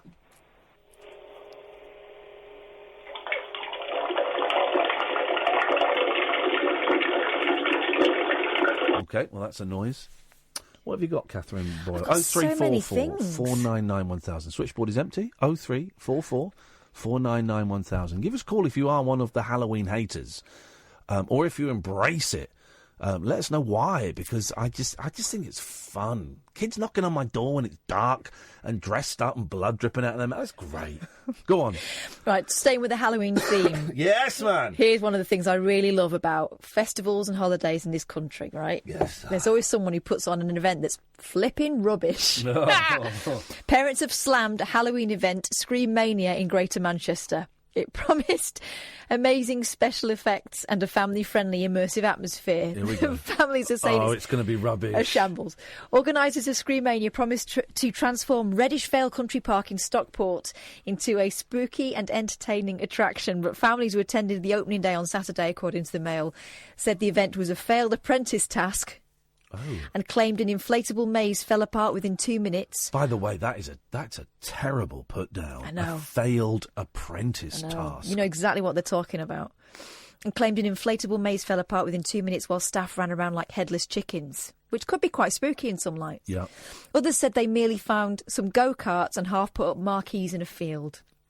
Entertainment company, oh God, I've just seen one of the pictures. Entertainment company Red Mox Leisure has apologised profusely for letting everyone down and said the event, which cost £15 for children. For kids, it was 15 yes, quid? and £6 for adults. What? Was not ready on Saturday when everything went wrong. £15 for children and £6 for adults? Well, because they're expecting more kids than adults, I suppose. It's supposed to be a kid event. Well, hang on, that don't make sense. No, normally you pay less for children, don't you? That don't make sense. That you do. This is one of the confusing. One of the features is a car, a car with a skeleton in it and a What's pallet that, like leaning against it. A Mondeo with a skeleton in it. Yes. What? Yes, it is. Flipping heck. And some fencing with some haunted houses stuck to it and a spider's web. Oh man, it does look pony. Claire Byrne, 34, beauty therapist, said, "We're getting a refund. I'm mostly concerned about the health and safety. They're playing laser tag and the guns are really heavy and hard. A girl has just smacked her nose on one." Well. In the maze, the actors throw boiled sweets and kids are diving on each other to get them and the sweets are hitting them on the head. Well, I mean, come on, Claire. She added, "The magic show was not very good. I don't think he could handle that many children and some were loud. We were in there for 10 minutes. He had a laptop hooked up to a screen, but he was just throwing inflatables into an imaginary cauldron and had a bubble machine. It was a massive letdown. There needs to be more stuff and characters about." Laptops aren't magic and inflatables aren't magic. That's disappointing. I mean... But the rest of it sounds ace. What is that? Describe what you can see. This is someone's back garden. Some people on social media describe the event as hilarious rather than the intended spooky, with more pictures showing debris scattered around. There's like a half-built marquee, but there's nothing. I don't understand what's there. There's nothing there. They weren't ready. Lauren Pritchard, here's a bit on Facebook from Lauren Pritchard. This event is an absolute shambles, to say the least. We arrived 10 minutes before our slot. Oh, it was one of these things where you had to book an appointment. And we're told they weren't quite ready. Everyone running around like headless chickens. Health and safety non-existent. The event is nothing at all like advertised. From the event, you get the impression that this will be a brilliant, exciting, immersive family experience. Anti-climax is definitely what I would go with. I could have organised something better and much cheaper in my back garden. An absolute mess and not put together well at all. Save your money and don't bother is my advice. I would never go to, like, a huge event like that, unless it's like an annual thing that's got a little bit of history behind it. You know, it's been going for like 5, 10, 20 years, and you know is going to be reputable. A pop-up thing like that. 'Cause every year, you in 2 months' time, less than 2 months' time, blimey, there'll be a dozen stories about Christmas ones, I know. Christmas fairs that have been put up by some dodgepots who've probably just got out of prison. Not people that got out of prison, but dodgepots, right? Who will charge 25 quid a pop, and it'll just be a little bit of, like, shaving foam for some snow and, like, a midget painted up as an elf. And that'll be it. I love the stories of the drunken elves and, the Father Christmases with a fag on. With a fag on. Yeah. I mean, it's just Great British Christmas. It's gonna happen. Okay, so we got the Halloween ones are kicking in. But also, you've got... it's lousy, because kids get so excited by these things, and you build it up. You build it up for a couple of weeks. Oh, they go to the spooky Halloween thing, and you get there, and then that's a big thing for them to be ruined. As parents, you can laugh and go, "Well, this is crap," but I'm going to get my money. Yeah, but I wouldn't laugh about £15 each for kids. No, well, I would not leave until I got my money back. No, it's incredible. I would stand there and cause a scene. A couple of years ago, me and my family, my mum and dad, like the whole family and my sister's kids as well, were all in the Lake District. In fact, they've gone there this year. And they do this thing, they've got this tiny little sort of miniature railway thing. Yeah. Say miniature railway. It's not one of those ones that's like a bench that you sit on. It's got carriages and everything. Okay. And it was the spooky ghost train. Yeah. It was brilliant. Each of the small sort of mountain railway tracks that they've got along the way was done up like a scene from a horror film.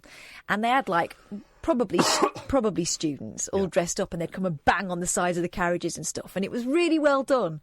Doesn't take an awful lot, but, I mean, God, this is just no... They just weren't ready in this case. And look, here's the advert for it. Scary, spooky path. It does look spooky, though. Yeah, but that wasn't there. 03444991000 is the telephone number. I've just had an email from someone who's from America who's called me Lane. As the hunt continues for Kiss Meets the Phantom of the Park. Okay, we'll carry on with that hunt. This is the Late Night Alternative on Talk Radio. The Late Night Alternative with that man, Iain Lee. There's no strangers here, just friends you haven't stalked on Facebook yet. Have never sent my picture to anyone who didn't request it. The Late Night Alternative with Iain Lee on Talk Radio. Yes. 03444991000. The Late Night Alternative with Iain Lee and Katherine Boyle. Weeknights from 10 on Talk Radio. You can listen on DAB. You can download the app. You can go to talkradio.co.uk. Don't forget, this Saturday, there are only a handful of tickets now. You can come and see... Well, there are now, because, well, you know why. You can come and see Fright Night with me and Katherine at 2 North Down in London's King's Cross. It's £8, man. You can't even get a packet of popcorn, large popcorn for £8 in the cinema. You get tickets, a ticket to come and see a movie in a small. It's like holds 65 people. There's a bar there. It's like a little comedy club. It's great. It's not like... It is a lovely little comedy club. There's a bar there. It's going to be open during the whole film, so you can get up and you can get drinks, you can make noise, you can shout, you can cheer, you can boo, you can laugh, you can shout out funny comments. Me and Kath are going to do maybe 10, 15, 20 minutes at the start before the movie starts. We watch the movie, then we'll have a little break. And then we've got Gary Smart, who's going to help us do a Q&A afterwards, because he's made a really good document. If you buy the DVD of Fright Night, the 1985 version, you also get, as a bonus on that, you get his documentary about the movie. You're so cool, Brewster. Yeah, that's on there. So he knows everything about it. He's coming down, and we'll just have a little chat about it, guys. It's £8. This is kind of a punt, us doing this. You know, because we do the rabbit hole and we do kind of stuff. We're constantly trying to do new stuff. We ain't making money out of this. Trust us. And we're going to make a little bit of money out of this, but we're going to throw it into the next one, and I think the tickets might be a little bit cheaper on the next one, because we haven't quite sold out, and we need to sell out every time for it to be an ongoing viable thing for the venue to want us to stay there. We got to fill it for the venue to it's not about us making our money back. The venue want to see it full. So if we don't fill it up, 2 or 3 times in a row, then we kind of stop doing it. And that's fine, and that's cool if that's the way it goes, and that's the way it goes. We're looking, I think the next one is going to be Sunday, November the 27th, I think it is. It's going to be an afternoon show, 2 p.m, just because we're all working and it's looking like we might be showing the documentary American Movie. That is what it's looking like. Have you seen that, Sam? It's a great film. I'm still convinced it's a spoof, but everyone tells me it's a real movie. Everyone. So that looks like it's going to be the next one. 0344 499 1000 is the telephone number. I was looking at the Fright Night stuff today because I haven't seen it for a long time, but I do love that film so much. Yep. And even the remake with Colin Farrell was actually really good. I really enjoyed it. But I'd forgotten how... It's kind of funny. Yeah. It's not schlocky, because schlocky suggests that it's badly made. It's really well made. It's proper 80s.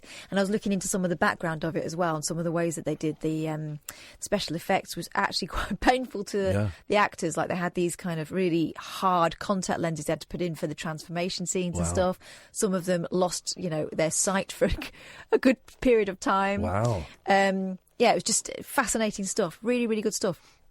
And it's just I think it's a really cool film. Okay, well, I'm looking forward to seeing it. I'm looking forward to seeing it with you guys. And of course, we'll be there. We'll be there sat with you watching it. And you want to do the usual thing. You come along, you want pictures, you want to chat to us. We'll do all of that stuff.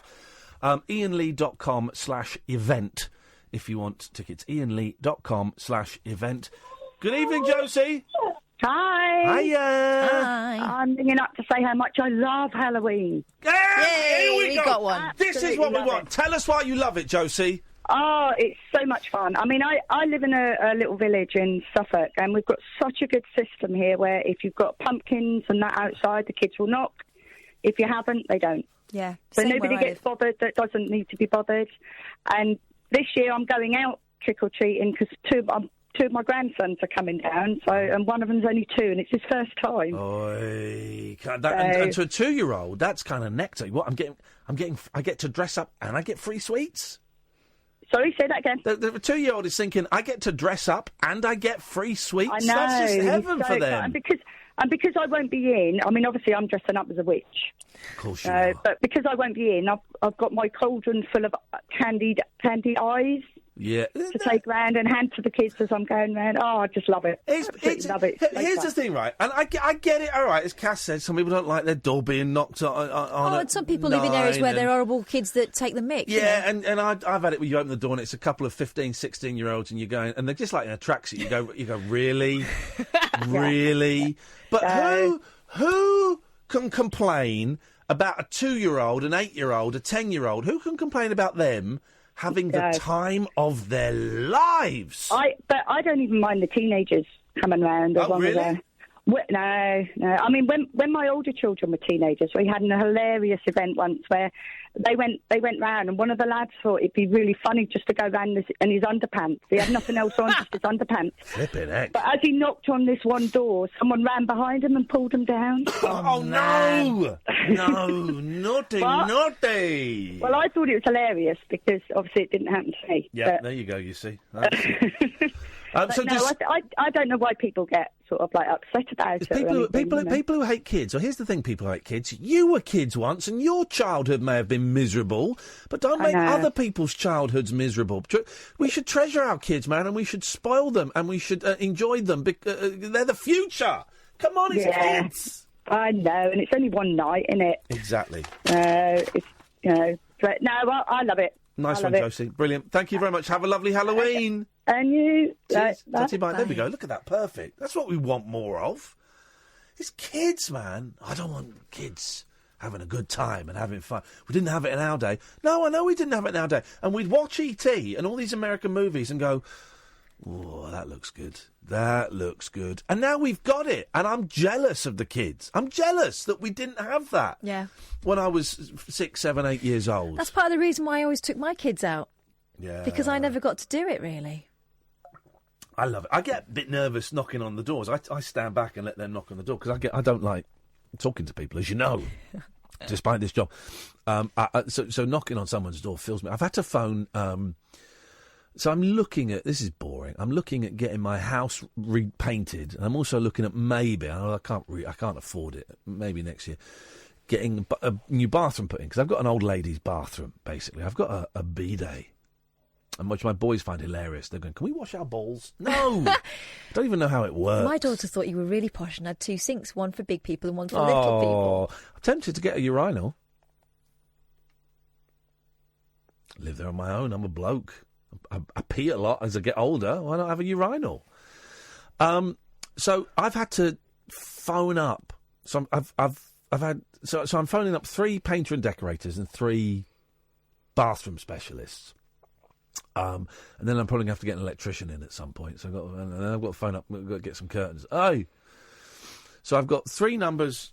I went on this website and I said, "Can you this local Facebook page? Can you recommend painters and decorators?" So I got all these numbers, right, that have been recommended on this Facebook page, and I've just gone for the 3. I've gone for the 2 that have had the most recommendations from people, and one that looks posh, right? And there's like one that looks like it's a posh expensive. That's how I've done it, right? And I've had to phone them up. First of all, I've tried to email them and Facebook them, and not everyone's got back. So I've had to phone them up, and I hate it. And I've had to, and because I'm feeling lousy anyway, I've just phoned them up one at a time, and then gone and done something else for an hour, and then site manager go, right, I'm going to go and phone this. I'm going to go and phone Sean up now. I'm going to phone it up. I'm going to phone him up and do it. Put the phone and go, oh, I've done that, and then I've gone and done something else. I can't just sit there and be one of those methodical people. God, I was trying to phone up one of the stores. I was trying to book online to get someone to come and measure for curtains. I can't really afford any of this, but I'm just looking into it. And the online thing wasn't working, so I had to phone them up. Oh, it was torture. And then they didn't answer, and then they did, and they said, oh, you got to phone this number. And then I phoned them, and they said, oh, the bloke you want to see isn't here. I'll take your number and call you back. And I'm just thinking, oh, God, make this end. This is awful. And then I've got to get light fittings, because this is old women's kind of fake brass chandeliers, you know, like this horrible droopy things that look like they've got candles on and they're light bulbs. And I crack my head on them all the time because it's quite low ceilings. So then I came in to work to Kath. I said, Kath, can you help me look at light fittings? Gee, God, it's so boring. It's the most boring thing in the world, isn't it? It's so boring. It's really hard picking light fittings out for someone else's house. Yeah. When I've not really got a clue of what your and I don't care. Vision is. I don't Okay, care. well, as soon as you said you didn't care, then I found that I just easy. want stuff that I'm not going to bash Bang my your head on. Right. And So you don't want any swinging pendulums? No. I don't want any of that. I just want something that looks all right. It's not too expensive. Something that's mid-price that looks all right. Yeah. Can we do that, please? That's all I want. So we just went bosh, didn't we? I hate it. Absolutely. I hate being a grown-up, right? I hate being a grown-up and doing these grown-up things. And then here's the thing. Again, this is a chemical thing as well with these drugs. And also, it's kind of a life thing. I just feel so overwhelmed. I'm in that house, which is beautiful, and I love it. I love it. Absolutely love it. I'm so lucky.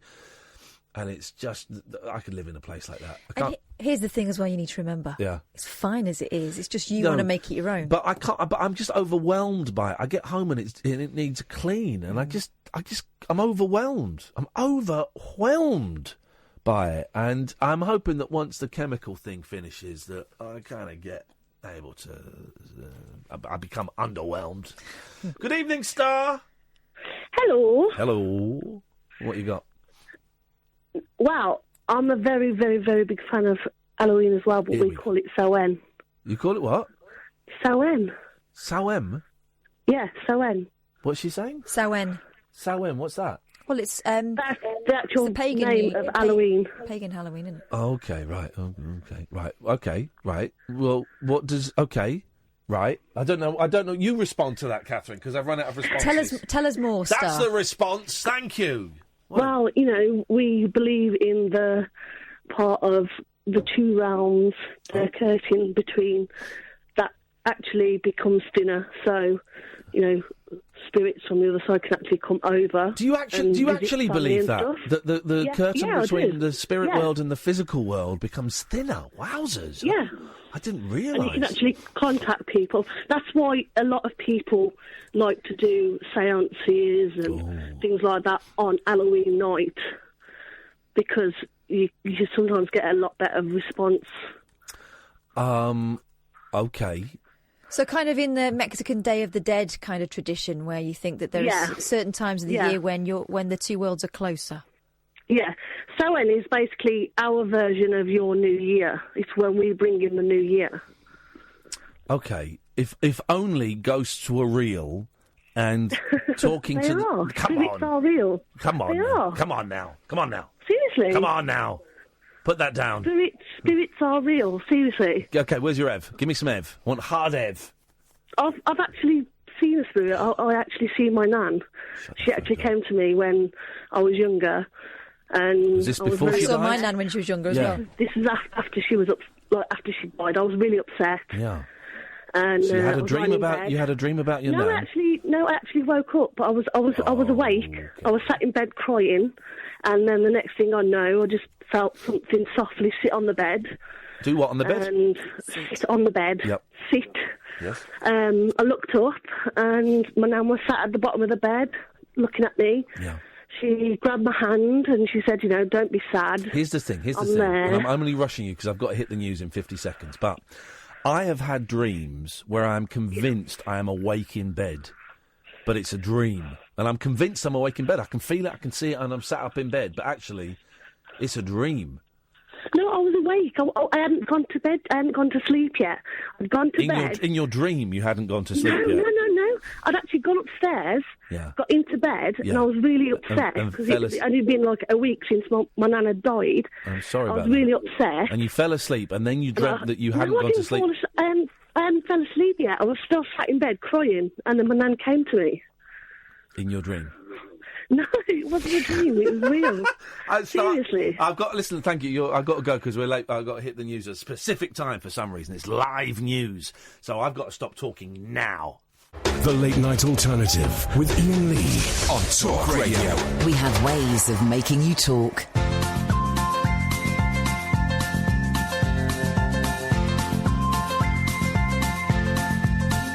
There's a voice that keeps on calling me. Down the road, it's where I'll always be. Every stop I make a new friend. Can't stay for long, just turn around and I'm gone again. Maybe tomorrow I'll wanna settle down. Until tomorrow I'll just keep moving on. Down this road that never seems to end. When new adventure lies just around the bend. So if you wanna join me for a while, just grab your hat, come travel light, that's old style. Maybe tomorrow I wanna settle down. Until tomorrow, the whole world is my home. So if you wanna join me for a while, just grab your hat, come travel light, that's old style. Maybe tomorrow I wanna settle down. Until tomorrow, I'll just keep moving on.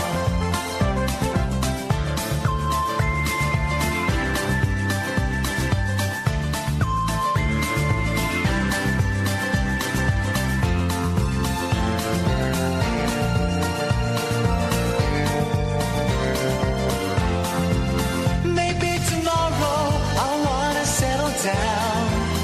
Until tomorrow, I'll just keep moving on. There's a world that's waiting to unfold. A brand new tale no one has ever told. We've journeyed far, but you know it won't be long. We're almost there and we paid our fare with a hobo song. Maybe tomorrow I wanna settle down. Until tomorrow, I'll just keep moving on. So if you wanna join me for a while, just grab your hat, come travel light, that's old style. Maybe tomorrow I'll find what I call home. Until tomorrow, you know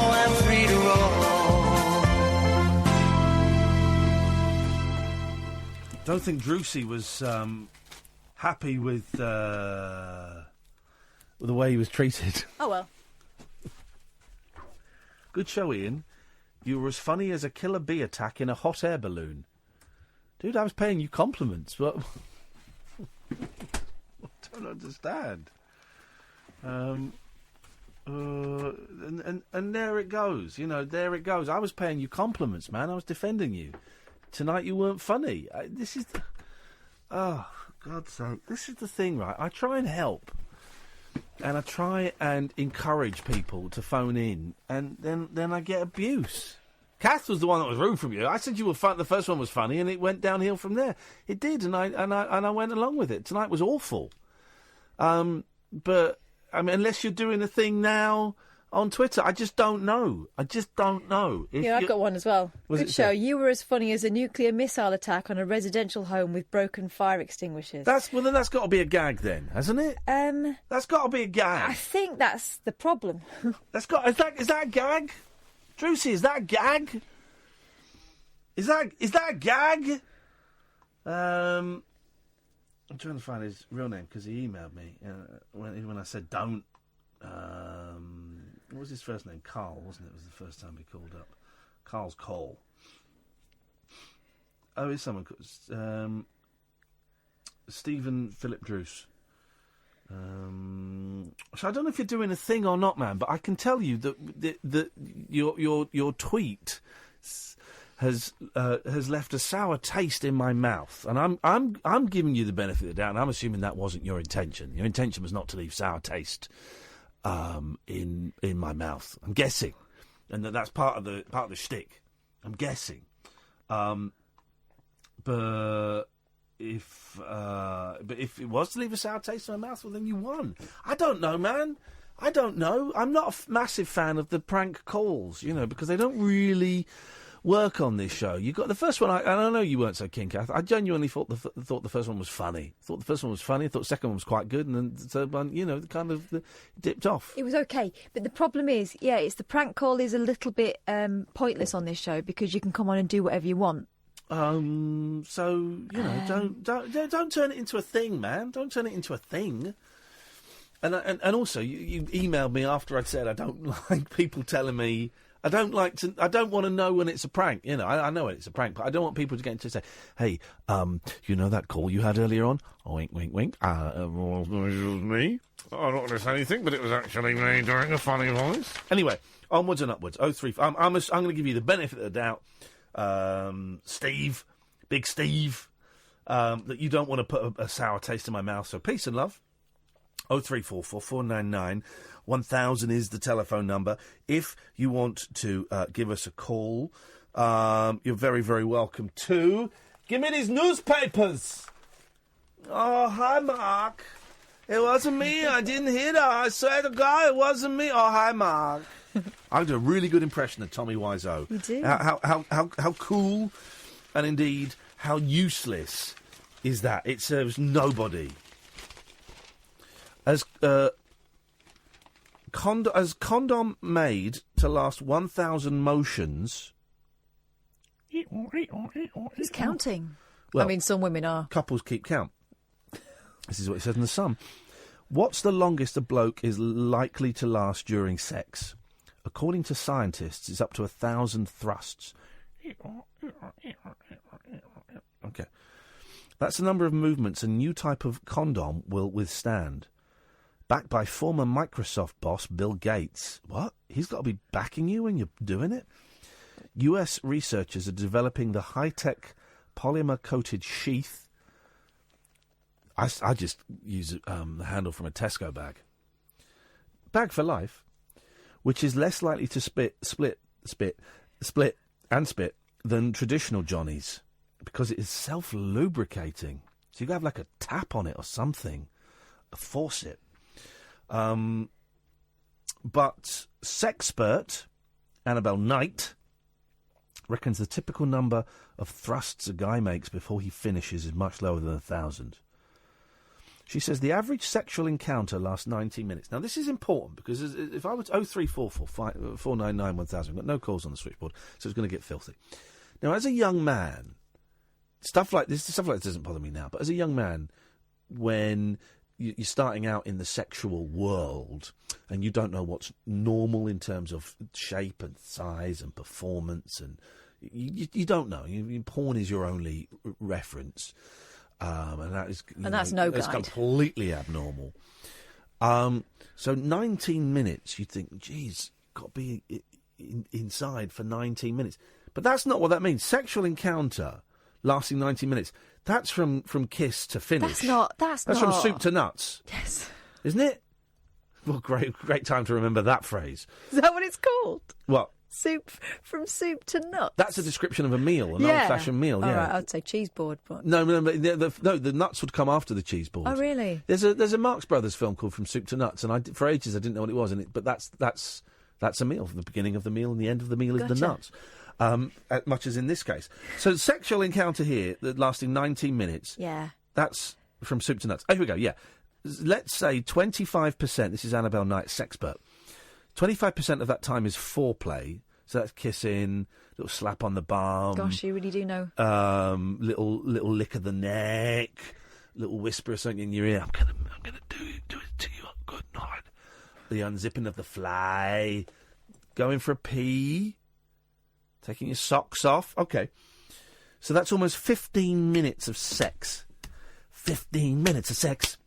I got 15 minutes. I couldn't do 15 minutes of sex. 15 minutes of... I couldn't do that.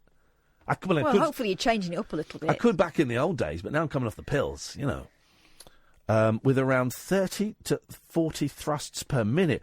What are these guys? Athletes? Is this the Olympic team doing this? 600 thrusts in a session. So who is right, asks the Sun. Is it the boffins? Or is it the bonking experts? Here, 4 couples count their thrusts during one sex session and reveal if the quantity is important to quality. And here's the thing, right? You know that each couple would have added about 150 to 300 thrusts on. No one's going to go, well, it was 15 thrusts. Actually, it was 12, but the last 3 I was just, showing enthusiasm. So... it's thrust and over. So we've got couples, Lana and Steve, Terry and Ronnie. Oh, blimey. There's a couple of others in that couple as well. Serena and Jay and Bonnie and Jay. Right, Serena and Jay and Bonnie and Jay. They're different Jays. They're liars. So Lana and Steve, it's 405 thrusts, and she looks disappointed. I see. She looks really disappointed. Yeah. Terry and Ronnie, 656. I mean, fair play, though. That would... okay. Yeah. Serena and Jay, 2,250 thrusts. That Jay looks pleased with himself. Yeah. And Bonnie and Jay, 2,400. So let's go... OK, so let's go to the first one. Lana and Stephen. Right, and in both pictures of Stephen, he's got his fist clenched and he's pulling it down in a yes kind of way. That's exactly what was... Drewsy's being cool. Thank you, Drewsy. Well, peace and love. Peace and love. OK. Okay, you try and get that on Dotton's show. Try and get that on LBC, and then you got something. So Lana and Stephen, 405. That's 15 minutes at 27 thrusts a minute. IT workers, Lana Karina, 30, and Stephen Lech, 34, live together in Greenwich, South East London. They've been together for 8 years. Lana says, the idea of 1,000 thrusts seems very excessive. I don't think many people could make it to that, but it's good that there's a condom lubricated enough to help. Our sex life is still good. We both feel attractive and are still attracted to each other. We do a lot of dancing, go to the gym and stay fit. I know some couples get bored, but we haven't. We managed to keep things heated in the bedroom. But when Stephen takes his shirt off, I think, ooh, nice, not how many thrusts can he do. I think sex is about other things as well as just thrusting. It's about the whole package, not just your pelvic reflexes. Yeah. A woman needs to feel turned on, and it doesn't always have to be the guy in the driving seat. So they're doing it in their car.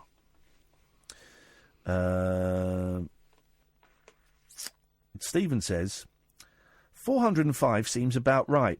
1,000 seems a bit time-consuming. I counted that amount in my head, and it felt like it would be ages. Yeah, I want my sex to be over as quickly as possible as well, Stephen. It's just... I think of... First of all, Yes. right, I kind of believe them. They're probably the only ones telling the truth. I think they've exaggerated as well. I think the ones at the other end of the spectrum, 2,250, 2,400 and what? 400. Yeah. That's a nice round number. Did they not do anything else? Were they just... I mean, God, boring. Okay, next couple. Terry and Ronnie. 656. And, gosh.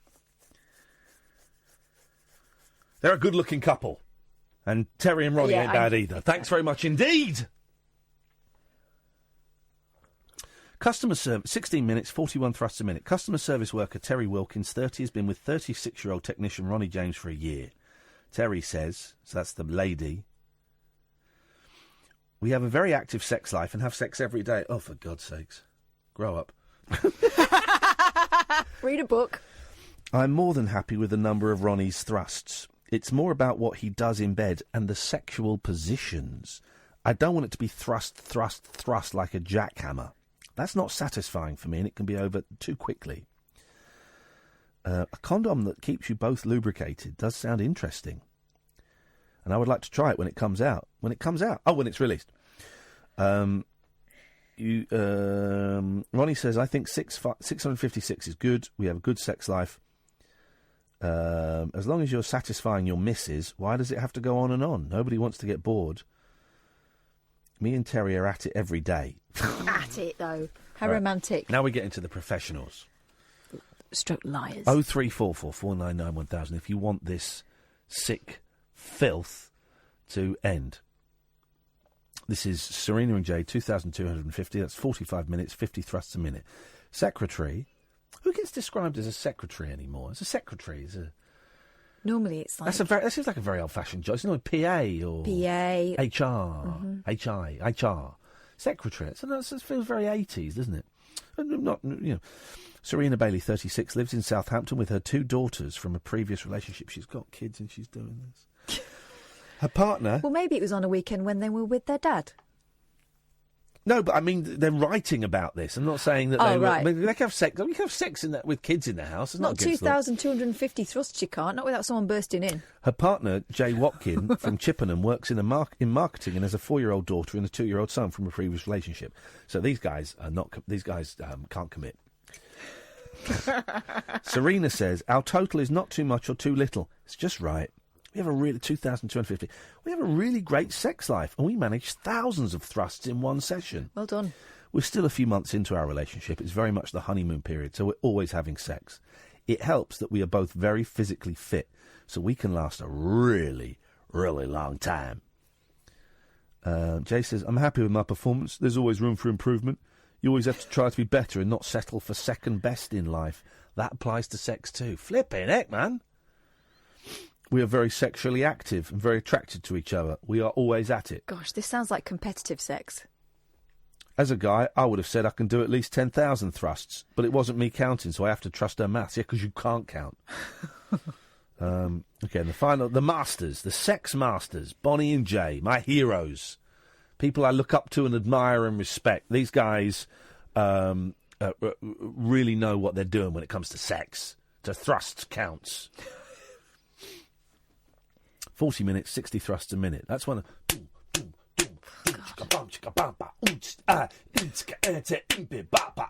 yeah, yeah, oh, yeah. Got another 39 minutes of this, yes? So boring. Here we go. Personal trainer Bonnie O'Hara, 24, from Bedford. Personal trainer, yeah. And Give me 50 more. And Jay Tyra, 24, a trainee personal trainer from Lincoln, have been together for 3 months. Bonnie says, I don't usually count. Does anybody count? I bet she does. Given her line of work, I bet she counts everything. Are you counting? No. Can we start again? I've lost count. They're doing reps. Bonnie says, I don't usually count, but was pleased with our number of thrusts. When having sex, we usually go for about 30 or 45 minutes. I guess how many thrusts affects how long it lasts. The more per minute can sometimes mean the sex is over quicker as it requires more exertion. If I have a busy day ahead, then lots of thrusts per minute is probably better. Totally talking like a personal trainer. TPMs. Lots of thrusts per minute is probably better, as we don't always have time for long sessions. Sometimes a quickie can be fun. If I have more time on my hands, I will enjoy slower thrusts.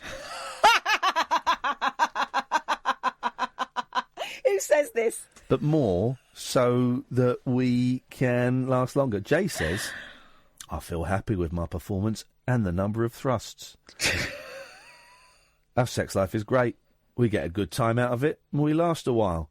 Chucking in plenty of foreplay is good too.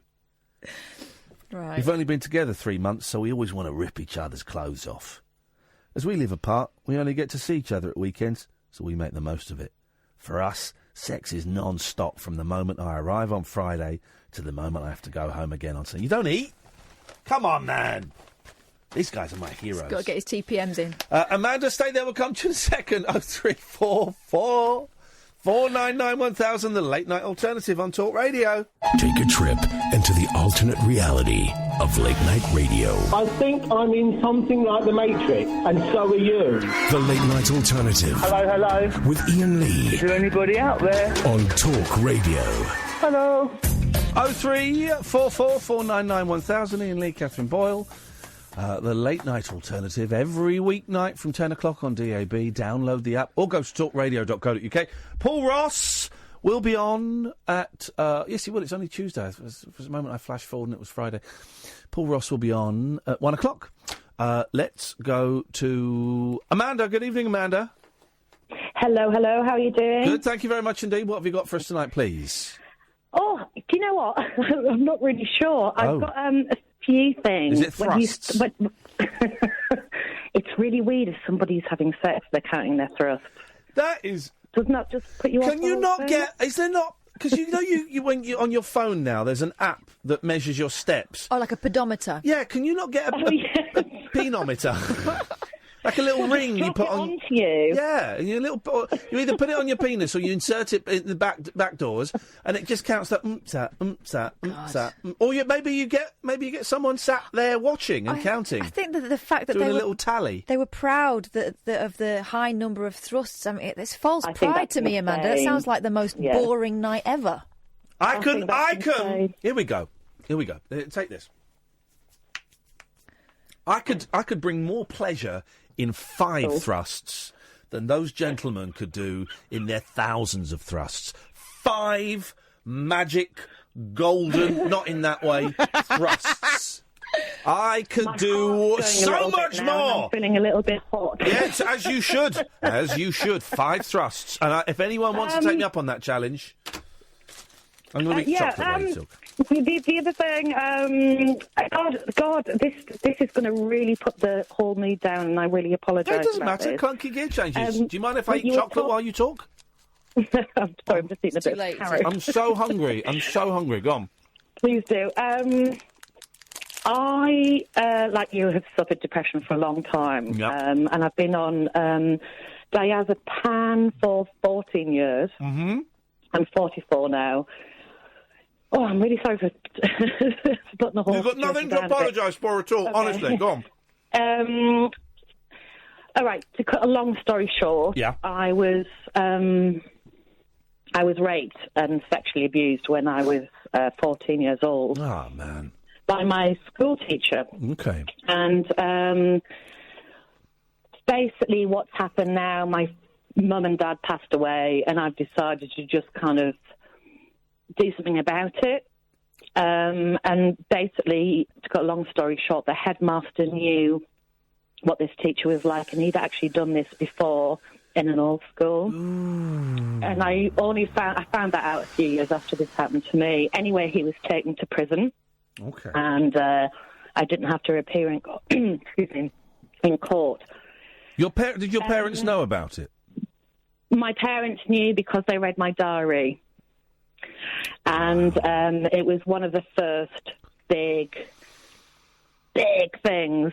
You know, it was in all the national newspapers. And were your parents on your parents on your side? Because I know sometimes some parents can get surprisingly angry They were amazing. Were they? Good. They were amazing. Oh, I'm glad to hear. Sometimes parents can get angry with the kid. Yeah, no, they were amazing. A little bit too amazing that they kind of let me decide what I wanted to do about the whole situation rather than them kind of taking control. But they did what they did, and, you know, I'll always be thankful for them. Yeah. So, like I say, afterwards, I decided to sue the Education Authority. I'm not going to say any names, obviously I can't. And this is a strange thing, because now it's all coming out, and it's like I'm reliving the whole thing again, and there's been things that I've forgotten about for many, many years. But the reason I want to do it, and it sounds like a really naff thing. Originally, you know, I thought money's really, I don't want anything to be involved with money. And I thought, actually, you know what, why not? I've had depression all my life. I suffered from depression and I haven't been able to work. But the main thing is that I want other people to come forward. And I know life is getting better and we can all talk about it. And if you've been abused somehow as a child, it's still not really okay to talk about it. We're getting better, but it's still not really okay to talk about it. We're getting more help, definitely. So I want to. I don't know what I'm telling you about. Sorry, I've had a crap day. You take your time. I've got a few questions, but you carry on telling us what you want to tell us, and Thank I'll ask you a few things. It's going to be big again. You know, this story is going to be quite big again in the sense that because it's bringing up the past, it will be in the national papers again, and it will be possibly televised and I've been advised that by my solicitors, this is what will happen, potentially. Yeah, they're giving you the worst case scenario. That's the worst case scenario, yeah. But I think that, again, the reason I want to do it is because I know at least two other girls at my school, and this is in one school, at least one other girl in another school that he taught at suffered from abuse. And I don't know if it was because of the girls then that they wanted to report it, or maybe they didn't write the diary, maybe their parents didn't see it, or I don't know. But I just want this to be a great outcome, not only for myself and this wonderful word called justice, but for other people too to come forward, you know. Okay. So I'm sorry for downloading. No, don't you listen. Don't apologise for anything at all. I'm sorry it happened to you. You know. Can I ask you a few questions? Yes, of course. And if me or Kath ask anything you don't want to answer, you tell us to joke. You know the rules. No, please do. You know the rules. God, I've got so much I want to ask you. First of all, I don't think there should be any shame in getting a few quid out of people. I don't think there should be. If anybody deserves a few quid, it's you. Yeah. And there's that whole thing of, well, because they're just doing this for the money. Well, no one is reporting a rape that happened in their childhood just for the money.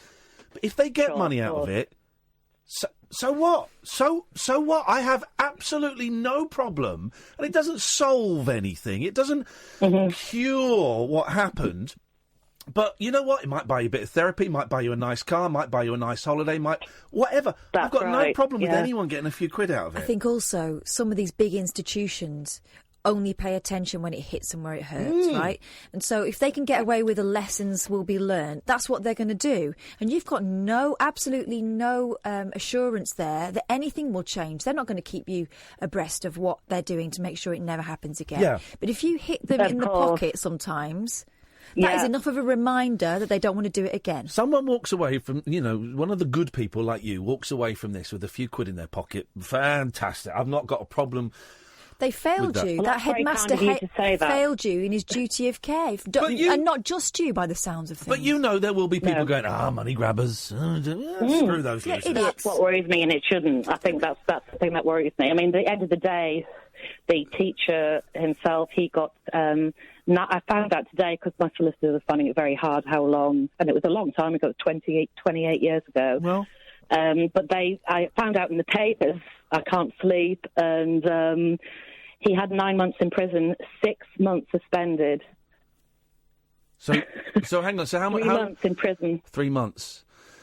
Which is... Something else, right? So your parents found out, were you the only person who was attacked that spoke up at the time? Yes. Right, OK. And your parents found out because they read your diary. Would you have told your parents at any point, do you think? I know that's kind of almost an argument. You wouldn't have? Mm-mm. No, but I think because I was so young and I knew what I was doing was wrong, and obviously he groomed me massively. And I didn't want to disappoint anyone. Did you think you were in a loving relationship with him? Not really. I knew it was wrong. Possibly, maybe I did. I don't know. I still don't know. No, of course not. Of course not. It's confusing, isn't it? Yeah, I think now that I'm just very angry that he almost 3 months. I mean, and you hear horrific stories now, and it's happened to a lot of 3 people. months, and they spend some people say, it's worth the risk for 3 months. If that's nothing. There's nothing there, but that was many years ago. Fortunately, the law system has changed quite a lot. So he'd raped another girl of a similar age at a previous school. Well, as far as I know, because the headmaster at the time had told my parents this. Now, the headmaster told your parents after it came out about you? When it was coming out, it came out in the national papers and everything. Right. There was rumours in the local town. Basically, my parents went to see the headmaster, wanted to know what the hell was going on, basically. And he just said, I want everything to be swept under the carpet. I don't want any involvement with this. At the time, we were doing a show, because I'm very musical and theatrical, and this teacher was involved with it. And we were supposed to be doing a tour to Russia. And I was very excited about going, and I spoke to the headmaster, and I said, I can't wait. And he said to me, quote, remembering exactly where I was standing, he said, you don't think you're going, are you? Because you have such a bad reputation to this school. You're not going anywhere. And and so basically what happened was, after I told my solicitors this, they managed to find this headmaster. He moved abroad, and they got in touch with him a few weeks ago, and he was appalled that anybody had got in touch with him. He didn't want to know anything about it, but I think he probably felt guilty. Unlucky, mate. The way he dealt with it, Unlucky. So, so I want to... Good. And it's awful, because I feel like I want to destroy him as much as they destroyed my life. To a point, I mean, I've got a 14-year-old boy now who's my life.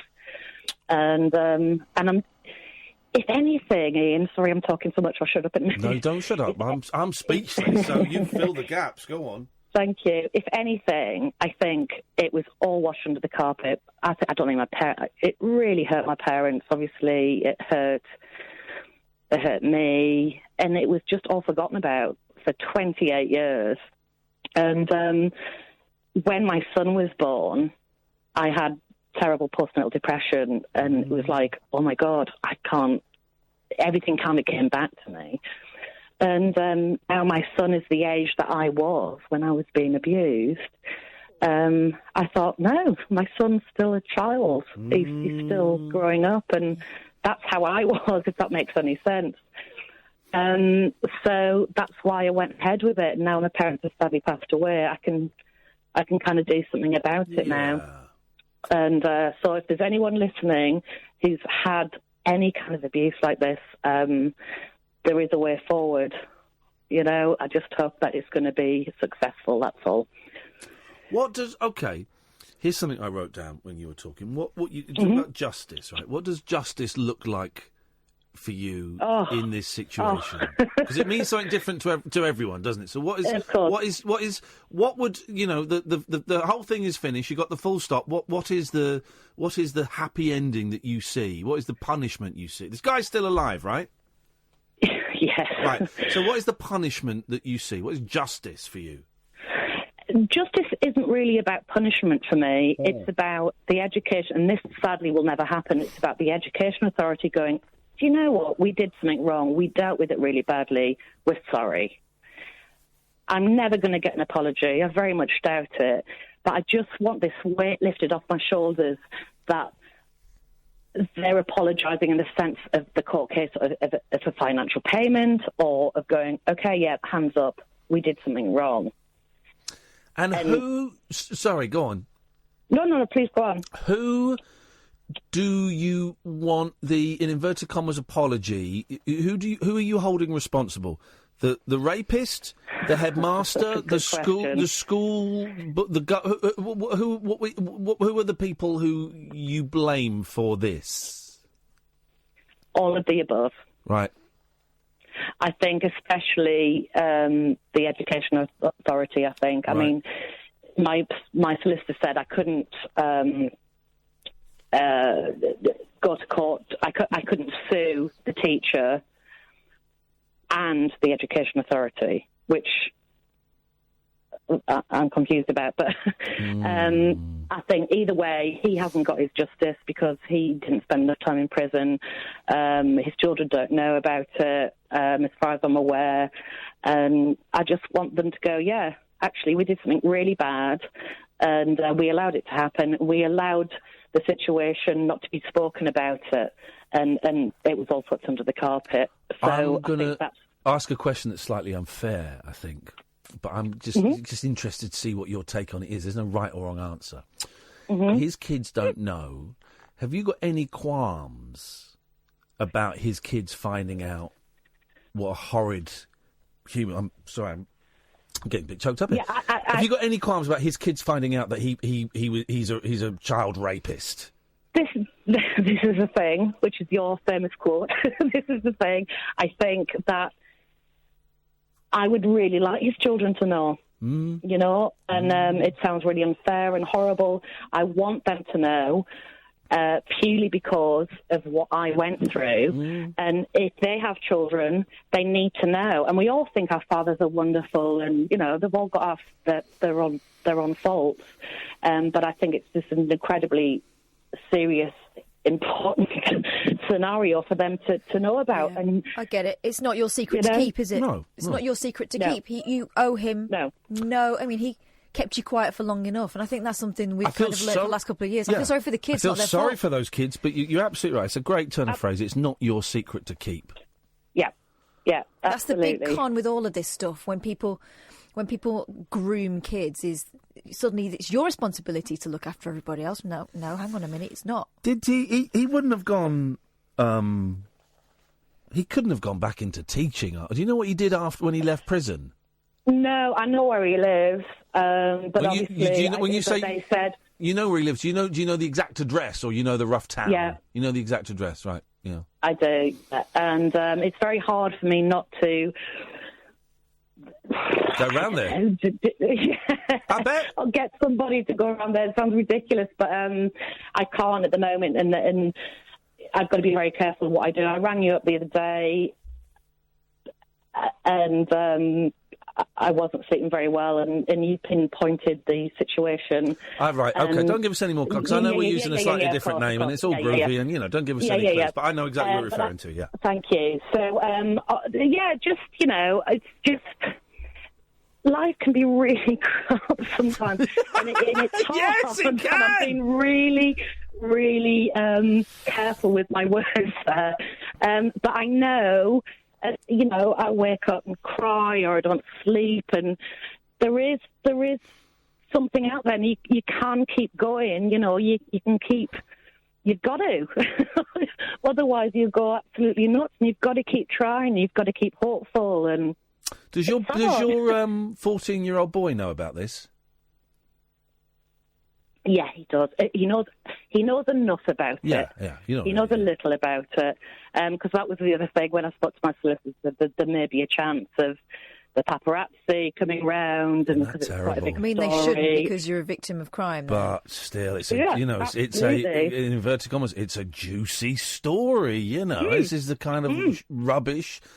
I mean, you know, I say rubbish. The kind of filth that they put in the papers because people will buy it, and it should be private. You know, until it's done. And I don't know if I can mention the papers, but it was in all the scum papers. You know, the they didn't name you though, did they? No, they couldn't because I was a minor. Yeah, but the hilarious thing, Kath, was that they called me very well endowed, which I'm not. I would love to be well endowed. Like that's got anything to do with it? When you were That's when you were 14? Yeah, apparently I was well endowed and streetwise. They didn't use the phrase teenage temptress, did they? Yes, they did. Did they? Wow. I swear down. Oh my God! Yes, they did. I was a teenage temptress. I was well endowed. Yeah, that's very bizarre. You said that. Yeah. Oh. God. So, I mean, that was the 80s, you know. Yeah, no, that's the way to and, saddle a kid with more guilt than she deserves. Yeah, of course. That's disgusting. So, anyway, listen, guys, thank you for listening to me, and I'm sorry if I've gone on a little bit. No, you have nothing to apologise for. Amanda, you give us a call anytime you want to kind of, allude to this, and obviously legal things happening, there's only so much that we can talk about, and that's cool. Of course. But if you want to call up and just dick around and talk rubbish, you're always welcome. And then when this is done, unless you sign a lucrative, and good luck to you if you do, a lucrative deal, give us a call and... I will. We'll have a chat, and I know that you'll have helped a lot of people tonight. I really appreciate your call. Thank you. Thank you so much. Bye-bye, guys. Cheers, Take bye. care. I mean, fair play. Only this show could go from what we went to that. Yeah. And well done her for, not hanging up when we were doing that and thinking, I can't go on after that. Let's have a little break. Let's digest the horrors of what has just been shared with us. Thank you, Amanda. 0344 499 1000. This is Talk Radio. Neon lit night talk for torch singers, trolley dollies, and train wrecks like me. Never know just where the conversation will take you. What I'm going to say sounds ridiculous. The Late Night Alternative with Iain Lee on Talk Radio. Well, thank you, Amanda. That's given us a lot to think about. Yeah. Unlucky on that headmaster, moving abroad thinking he got away with it. It's an extraordinary attitude, though, isn't it, from him? Do you know what? Very understanding of him on the teacher's part. It doesn't actually surprise me that much. I want to sweep it under the carpet. You're a little slut. You're not going to go off on a trip to Russia. You brought shame on this place. God. It doesn't surprise me, sort of 80s horrible, slimy attitude. Good. I'm glad he's getting sucked into it again, and I bet he's furious. I bet he's furious that he's got a phone call while he's living in Spain or Portugal or Italy or wherever it is. This thing he thought he'd forgotten about, he's been dragged into. Ah, man alive, and when you're 14. And I remember being 14. 0344 499 1000. We can do another clunky gear change. We can talk about donuts or something, whatever. But when I was 14, I remember being 14 and thinking. I remember going from 13 to 14 and thinking, "Whoa, I'm an adult." But 13, I think I still felt like a kid. 14, I remember thinking, "I know stuff. I'm ready for sex, man. I'm ready for drinking. I'm ready for living life. I know stuff." And now, as a 45-year-old man, I look at 14-year-olds as babies. As babies. Totally. As little kids. I've got a goddaughter who's not far off that. And although we're talking about the way girls dress, and let's just remind ourselves, consent is not about the length of a skirt. No. She might dress older than she is, but she's a baby, and I see... Yeah. And the thing is, as well, these days, the way the kids pose on Facebook, and I don't think she's got Twitter, but I've seen some of the pictures, and there's the duck face and all that stuff, but she's still a kid. She's a baby. And this whole thing of putting it on the victim, outrageous. I wish I could say we weren't still doing it. We're still doing it. Let's find a thing about alarm clocks, shall we? Oh, brilliant! Top Gear's coming back. Great. Can't. Except it's not, is it? Yes. Just let it go. No, it's not. It's not the Three Amigos Shut anymore. up, man. It's coming back with Freddie Flintoff, Paddy McGuinness, and a short man. Yeah, just let it go. Shut up. It's dead. I want my Top Gear back. Stop trying to jumpstart it. It's gone. Britney. It's done. Britney, I love you so much. Here we go. Alarm clocks and traditional... Hang on a minute, I can do this. This is going to be slick, everyone. I can do this. Get ready for slick. Alarm clocks and traditional... Knockers are... No, where's my one that says knockers? Alarm clocks and traditional... Hi, I'm Gene Simmons. Nope. I'm Paul Stanley, and... Nope. A biddly biddly bong. Oh! Oh, I know that A voice. biddly biddly bong. A biddly biddly bong. Hang on a minute. Let's really make this. Here we go. We're gonna have some fun with this now. A biddly biddly bong. Yes, man. Here we go. We're gonna have a little bit of fun with this now. Woohoo! Are you ready? Oh, I wonder what Kath would sound like if she was a little bit. A biddly biddly bong. Yes. If I got shrunk. Let's so we can slow it down a little bit. A biddly biddly bong. Yes, man. Right. So we got that. That's fun. That's there. That's there in the. Actually, I think that's all I can do with it. I don't know how to do anything else with it. Let's try this now. A biddly biddly bong. Yes. Add effect. Let's try this. Here we go. This is going to be fun. This is going to be great. You're going to love this. I really think you're going to love this. Here we go. Not quite sure what this. Let's have some fun now. Let's have a little bit of fun. Here we go. A little bit of fun. This is going to be great fun. I really think you're going to enjoy this. Here we go. A biddly biddly bong. That doesn't do anything to it. That was a lot of fun. Okay. No. Was that not a fun? No. We're Are we having the fun yet? We're going to have some great fun. Tell me when we're having fun. Now? This is great fun. This is going to be fun. You ready for this? Yeah, fun. Here we go. This is going to be fun. It's fun time, everyone. This is fun. So we're going to move that there. We're going to get the dry wet. Ready for the fun? There. We're going to go there. Okay, here we go.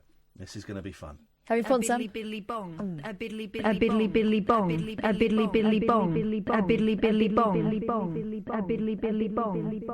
A biddly biddly bong.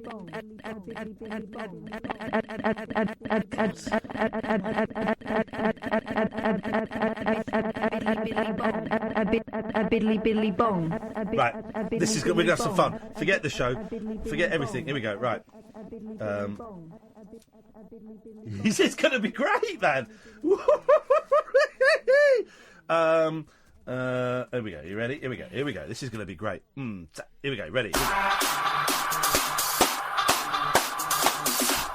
Yes, man. Norman Cook. A biddly biddly bong. A biddly biddly bong.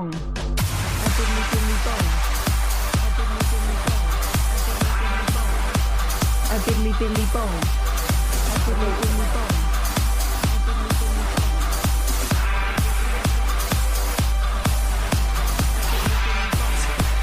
A biddly biddly bong. A biddly biddly bong. You ready? A biddly biddly bong. A biddly biddly bong.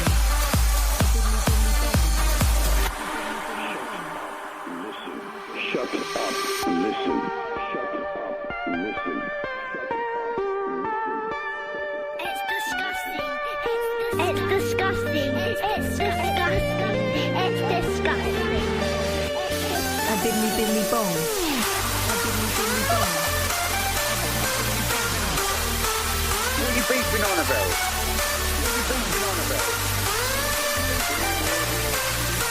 Dear. Put it radio program, this is. Never mind. Yes, man.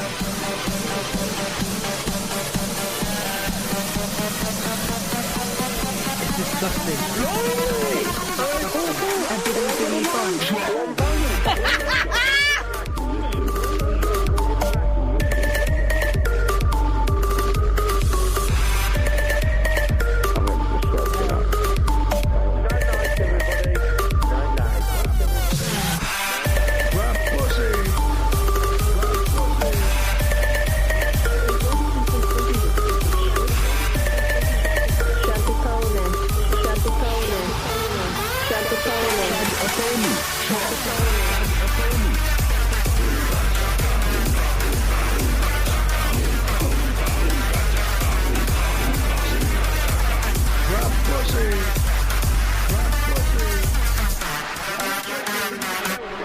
Am I talking to myself here? Am I talking to myself here? Am I talking to myself here? What are you beefing on about? What are you beefing on about? A biddly biddly bong. A biddly biddly bong. I love this fella. Oh, I'm exhausted coming, Paul. I was having a flashback then. Someone spiked me brew. I was coming up on that pill. That aspirin I took earlier on. Good evening, Paul Ross. I've had something remarkable happen to me. I very rarely smile. Yes. I don't feel comfortable. I laugh a lot. Yeah, but you're I a never miserable smile. man. We know that, yeah, famously. But the back of my... I was watching you there, observing you, and the back of my head... The back of my head hurts because I've been smiling too hard. Honestly, I've got an ache in the muscles there. Yeah. I very rarely use those smile muscles. There you go. That was a triumph. That's Thank you. next summer's novelty hit right there. Thank you very much. 2019, You Magaluf. were impressed when the beat dropped? It was what kind that of bong is that? A bibbly biddly biddly bong. A biddly Inspired by biddly. Pass the Duchy on the left-hand side. Don't be silly, Kath. You're doing the accent.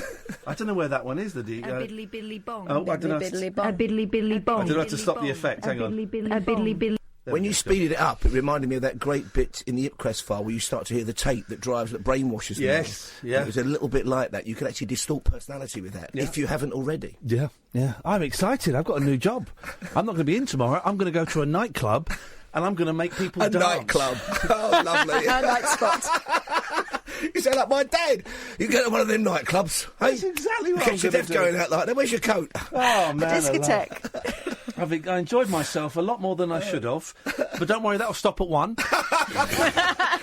Biddly, I can't even say it. Biddly biddly bong. I've lost the don't be silly, Kath. I'll find it. What is on your show tonight, Paul? A lovely story tonight. I'm really looking forward to it. As you might know, Stephen King, who's been a best-selling novelist since like 1977 or something, has sold hundreds of millions of books. Films have made billions of dollars. If you're a film student and he likes your project, he will allow you to make a film based on one of his books for $1. Oh, $1 really, movie. really? The first person who did that, one of the only people, was Frank Darabont, made a short film, and then he went on to direct The Shawshank Redemption and The Green Mile as a Hollywood director. Okay, yeah. A 14-year-old and a 15-year-old from Wales have now got the thumbs up from Stephen King. Oh. They're adapting a story, a horror story. Yeah. They're doing it at their film academy now. We're going to be hearing from their tutor, and I hope from maybe the teenagers as well. It hasn't got the most promising title. The story's quite good. It's about nightmarish visions and people kind of trying for something good and failing. The story's called The Solitary Bicycle, which doesn't have a lot of hope, but they're making a Stephen King-approved adaptation in the Welsh Valleys. Oh, which that's I'm looking for. fantastic. It's a lovely story, isn't it? And they That is had the brilliant. nous to find out about it, and he won't let you adapt like The Shining as a short film. He gives you a list of approved short stories he thinks have got legs as a short film. For $1, they're going to make a film, and it will get shown at festivals. What a lovely, ambitious thing to do, isn't it, eh? I read today that Stephen King's in a band with Roger McGuinn of the Byrds. I think a lot of them go that way. I've got a Kevin Costner. I might, if I can find it, I've got Kevin Costner's CD with a band, Country God. Rocker. Yeah, I know. Country Rocker. Oh, your little eyes have lit up there. I can see. love that one of the greatest things online is the awkward interview with Billy Bob Thornton. Billy Bob Thornton. Have you seen that? I think he's in Australia with his Canada, isn't it? Canada with his terrible band, and they're doing this sort of like radio interview, but it's being filmed, and he doesn't want to. He's not there to talk about movies. Talk about the band. And the first question is like, or the introduction is something like, so you're a movie star and you're a rock star, and he just sits there for the whole interview. Knob. Yeah. And the rest of the band are sat there. And this guy's getting nothing, literally nothing. And he goes to the rest of the band kind of answer some of the questions. And he goes back to, but he just sat there looking at him, as if, how dare you mention the only reason you've got me in this studio is because I'm a movie star. How dare you mention that? Soaking wet. What are you doing? Yeah, that's why I moved it out of the way. Yes. Now, Catherine Sorry, did Paul. a whoopsie. Catherine spilt a pint of water over it. I wondered why you can't. Like suddenly had a disconcerting feeling that has old age come on me early, has me incontinence pad slipped, and there I was. Well, thanks for the kind, warm welcome. Anywho, I went to the Swan at High Wycombe, which you must be aware of, was a leading venue in Buckinghamshire, and I saw Steven Seagal and his band Thunderbox.